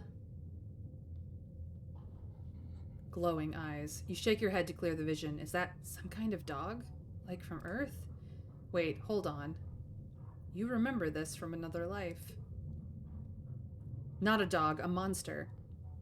It's about to end your life, and probably Nem's too. She tightens her grip on you. We prepared for this earlier by needing biology, or we dodge and fight it for perception being maxed, technically. I'm gonna go for the biology, because we're not gonna shield her. We prepared for this, we remember. You've remembered this day for many years. The choking heat of the fire, this dog creature's dead yellow eyes haunting your dreams. You've prepared for it. Specifically, you've installed an armed freeze trap right where you knew the animal would be standing when it transformed into a towering horror. As it does, you trigger the detonator. The trap sucks inward, drawing all the heat from its surroundings, and the monster's feet are frozen to the floor as it instantly crystallizes, becoming an ice statue. Nem doesn't stop to wonder how this happened. She gives the statue a solid kick, and it shatters into a million fragments. You emerge from the inferno of the shed, burned and concussed, but alive. Nem smiles. It's good to be alive. You have your wounds tended in the med bay. Other soldiers are in much worse shape, but at least the battle is over. It was long and bitter, resulting yet again in the destruction of most of the sawmills and arable land. The defenders managed to repel the Xenos before damage could be done to the inner colony, or maybe the monsters lost interest before finishing the job. It's as if the planet wants you to suffer, but doesn't actually intend to finish you off. Yet, anyway. But for now, you're just happy you've survived to live another day. And that day is your birthday. By the time you've recovered, the suns have returned. It's your 20th birthday. Look at all of our friends, you guys. Even Nem is here, because we're high enough friends with her. Please note a lack of vase. You're a fully fledged adult now, though in many ways you already were and have been for a long time. You and your friends step out to greet the new day and start the rest of your life on Vertumna. The end.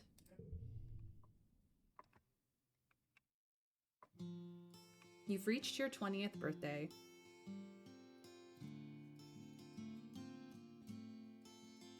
Look at how cool we look, you guys. Professor.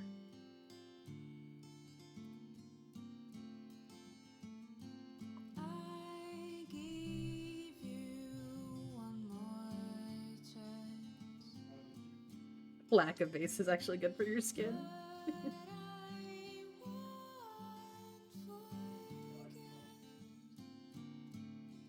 The colony has been in dire need of a teacher ever since Professor Hal died, and you're perfect for the job. You teach a wide range of subjects because it's a small colony and you have to, but it's okay. You like to learn. When the kids come to class, you teach them about responsibility, because we were always very responsible and not rebellious enough.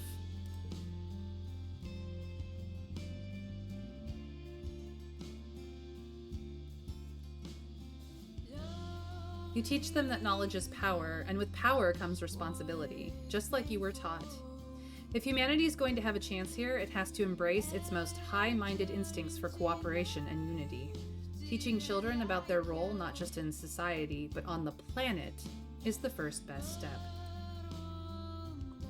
You take Chief Engineer Instance's council position when she retires. She retreats into her lab and is rarely seen, always working away on something. Working with your adult co-workers is a little more daunting than with your children, but they respect you as a teacher and de facto voice of the future. You watch your many, many children grow up and take on their own roles in the colony, always remembering you as their beloved teacher. But what about...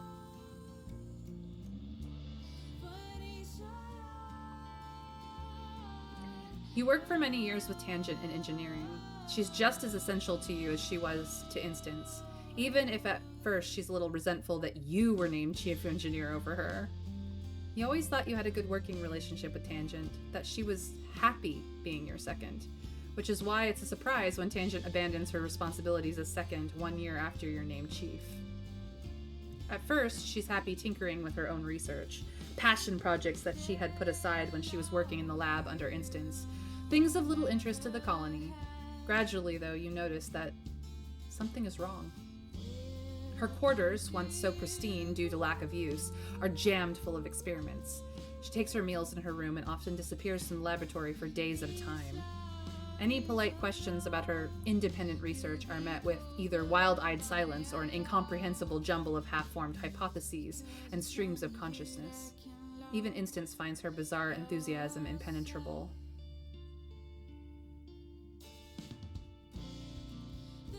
She spends more and more time alone with her experiments.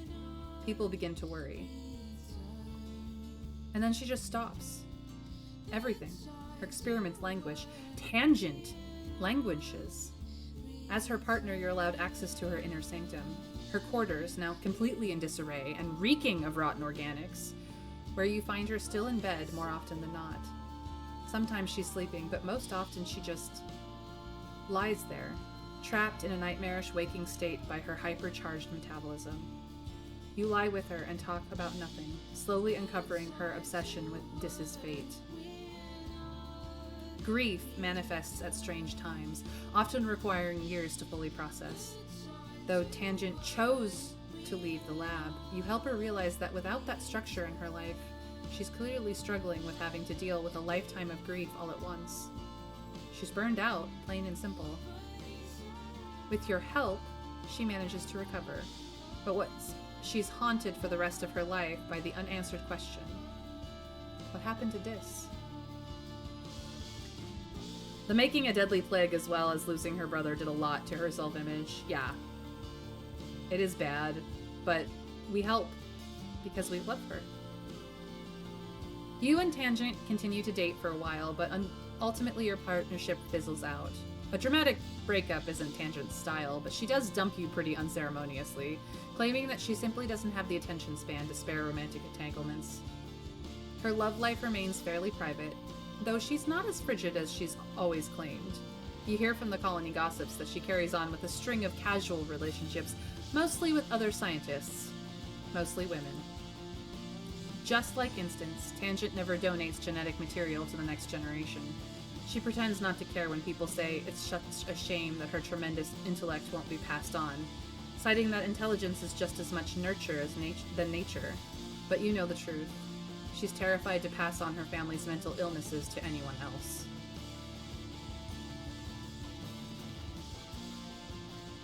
Tangent lives and dies in the shadow of what she almost caused to happen on Vertumna. Knowing that she almost killed every living thing on the planet weighs heavily on her for the rest of her days. Unfortunately, even with genetic alteration, the human body was not made to withstand long periods without sleep, and Tangent's willful negligence in taking care of herself certainly doesn't help. She develops a heart condition in her early 60s that outpaces the healing capacity of the med beds, and it eventually takes her life. Hey, but what about... Your friend Cal grew up, but he never lost his boyish charm. Look at that cutie. He never wanted to be chief cultivator, but it was thrust upon him. The responsibility of feeding the colony is enormous. Cal isn't good with confrontation or pushing people as hard as your mom famously did. On years when drought or pests threaten the food supply, you often see him looking haggard. He deals with a lot of stress and it ages him quickly, but his kind nature means he never takes it out on other people or wants them to worry about him. He's a lot like your dad that way.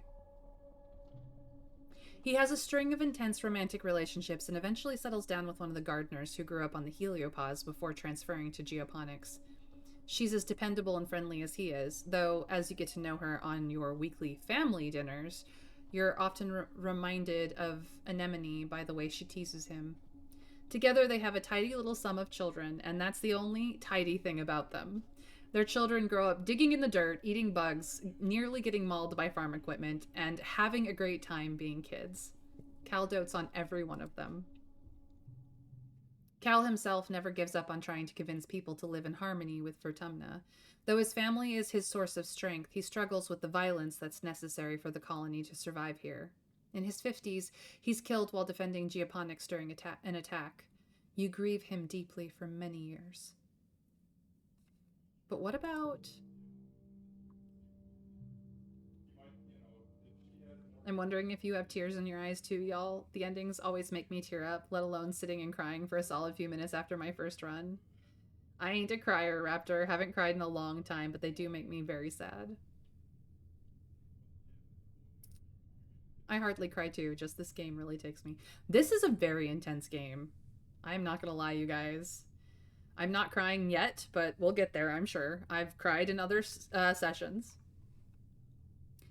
Your buddy Rex grows from good boy to good man. He continues to work hard on the bar, turning it into the place he always dreamed, where people can come and unwind from a long day, enjoy some libations, dance their butts off, and maybe even find love. He gets a reputation for being a matchmaker. In a small colony, there aren't a lot of romantic options, but Rex has an eye for figuring out who would be a good match together. Giving Rex a kiss for luck becomes a tradition among those looking for love. And if some people find something a little more temporary than love with Rex, well, that's their business. Rex just wants to have fun, and he doesn't discriminate. Saying he's enjoying a string of lovers implies that he's consecutive in his affections. It's really more like a big puppy pile of lovers. Sometimes when he tells you about his not so romantic adventures, you have to beg him to stop just because it's too confusing. Rex insists it's not complicated at all, and it's kind of true. He's so easygoing that it just seems to work for him. He still loves the idea of having kids and contributes to a few of his own. He keeps up good relationships with his co parents and spends a lot of time with his children. In the colony, there's no stigma against single parenthood, and his children all grow up loving their great dad even if he doesn't live with them. Rex always seems abundantly happy with his lot in life, like crashing on Vertumna was the best thing that ever happened to him. It's remarkable that the heliopause could have made someone like him, but you're glad it did. Oh, this game really takes me to... I mean, I ain't fully sure I can cry now. Hells yes, Rex. My first one was strange, but before 20 as well. What do you mean by before 20? Like your ending happened before Final Glow? Yep. Yes, twice. Only had that twice so far. Rex, my king. He slows down a little as time goes on, mellowing out and becoming more quiet in his self-confidence. He confides in you that his dog genes will probably mean that his life will be a little shorter than the average humans, but that he wouldn't trade any minute of it. Hey, but what about... Your parents never got to see their colony through, but you live on in their stead. They'll always be with you, in the ground you walk on, in the trees that give you shade, and in the cycle of life that sustains you. But what about... Your Hopeye is a good companion, but you're no replacement for its own species. When a herd of Hopeye roam close enough to the colony, you release it back into the wild. And a few years later, you're greeted one morning by a whole litter of Hopeye kittens outside your door, and hop solo, proudly showing off their family.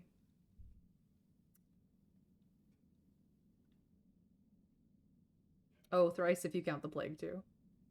I love doing expeditions, so there's a hint at which one might have been. No spoilers, though, so I shall be shh. The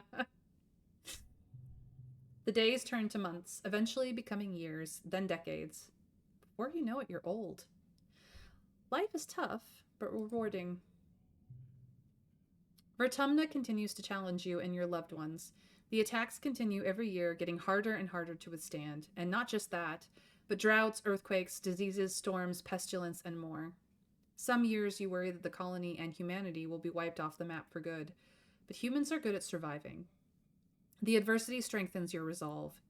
You mourn your dead, celebrate your births, and keep adapting to whatever this planet throws at you. This is your home, for better or worse. You do what you can to make it a good one. Eventually, death comes to you, as it does to everyone. In the moment of your death, as your brain cells fizzle out one by one and shut down forever, a vision swims in your mind's eye. Is that a person? They seem so familiar. You feel like you know them so well. Oh, it's you, only ancient. Her arms are covered with so many data bands, so many lifetimes of knowledge. The ancient you speaks without moving her mouth, not in words, but in something like pictures. Still, you understand. She smiles. We had a good life, don't you think? There are so many possibilities, and this was only one of them. I could have done better. There was a girl. We were young together, Tammy, with the cotton candy hair. Such a shame to see a life snuffed out so young. She gives you a look as if to say you were somehow responsible for this. Wait, were you? Could you have saved her? We have a chance to take another path, to change the way our life turned out. She reaches us out a hand. Come with me. Let's go. Oh no, it's cyclical in nature. Sarah Northway of Northway, and here are the main everybody. Colin Northway of the same company, probably her brother. Part of the programming, more art, more everything. This is the people who made this, guys. This is the people who made this, and they are all amazing. New game plus, new game. Damn, congrats on your first run of this amazing game. Good job. And you even prevented a genocide. I should have been wary of the glow. All right, you guys. This is the part where you tell me whether we play this again next week or whether or not I move on to something new. But it looks like you guys are ready for more I Was a Teenage Exocolonist. Interesting. The people who worked on the soundtrack, all amazing. All of them amazing. Some of them have SoundCloud, some of them have websites, Bandcamp, like, heck yeah. Their music is gorgeous. They killed it. You have to at least start a second run. I want you to play this again so bad. I haven't said anything yet, but I think that we should play again. Okay, well, as long as my community wants me to play this game, I am happy to do a second run. It's one you play twice at minimum, so even if you don't continue next week, you have to play again this year. Looks like consensus is play this again. So if this is what you guys would like me to do, I will do this. But tomorrow we play Palia, because it's Palia Friday. So tomorrow we will be in Palia. So yes, thank you guys for joining me. I streamed a little bit long just so that I could finish this. But we will be in Palia with pals. And we will definitely play I Was a Teenage Exocolonist again next week for our second run, our new game plus. These, you know, we are, I'm very happy to do that with you guys. It's gonna be so good. So good.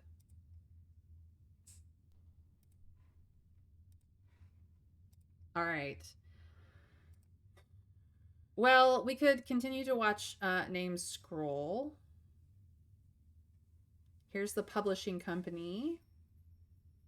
The Saltzman are apparently co-founders of it. Congratulations to the Saltzman for being awesome and bringing this game into existence.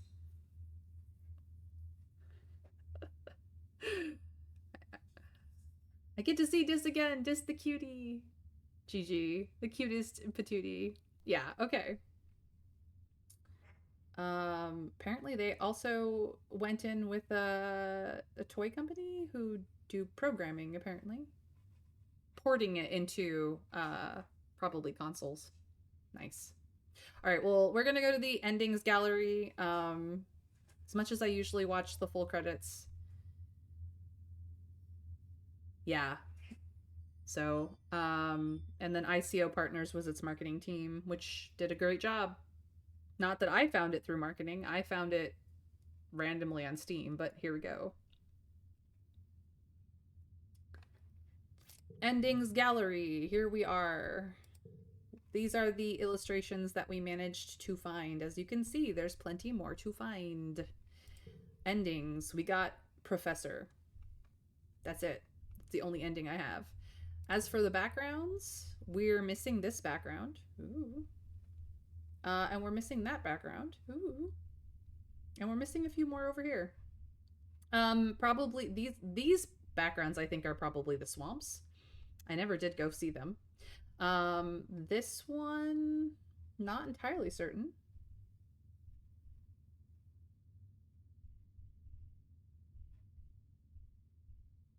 Possibly an Expedition's Dusk, Expedition's Return, Expedition's Gate, possibly an Expedition's one, possibly. And this one, who knows? Who knows? As for cards, there are many more cards in the game than I have found. There will be new option unlocks, new collectibles. I haven't found them all, clearly. Or perhaps this is all the collectibles, but I haven't found all of the gear. It looks like the cards that I bought are the only gear that counts here. And then various cards for various challenges. So there's more cards to discover, some of which are locked behind particular events or skills. Chivos. These are the achievements that I have found. Wake up again, I will get at the beginning of my next run. Hating my parents. Life on Earth. Like, there's tangents, focus. There's definitely things that we will learn in time. The friendliest friend. So, new achievements to be made. Let's start our new life, shall we? All right, thank you guys for joining me today. This is the ending. I will be playing Palia tomorrow, and we start another run of I Was a Teenage Exocolonist next week. So, if you are not following me, either here or over on Blue Sky, you will miss out. I guarantee you. So please, please, please put on a follow, put on notifications, then you'll know when I go live. And also, I'm gonna go probably spend later today telling you what I think about this game so far and what I look forward to in my next run. Go see your login page.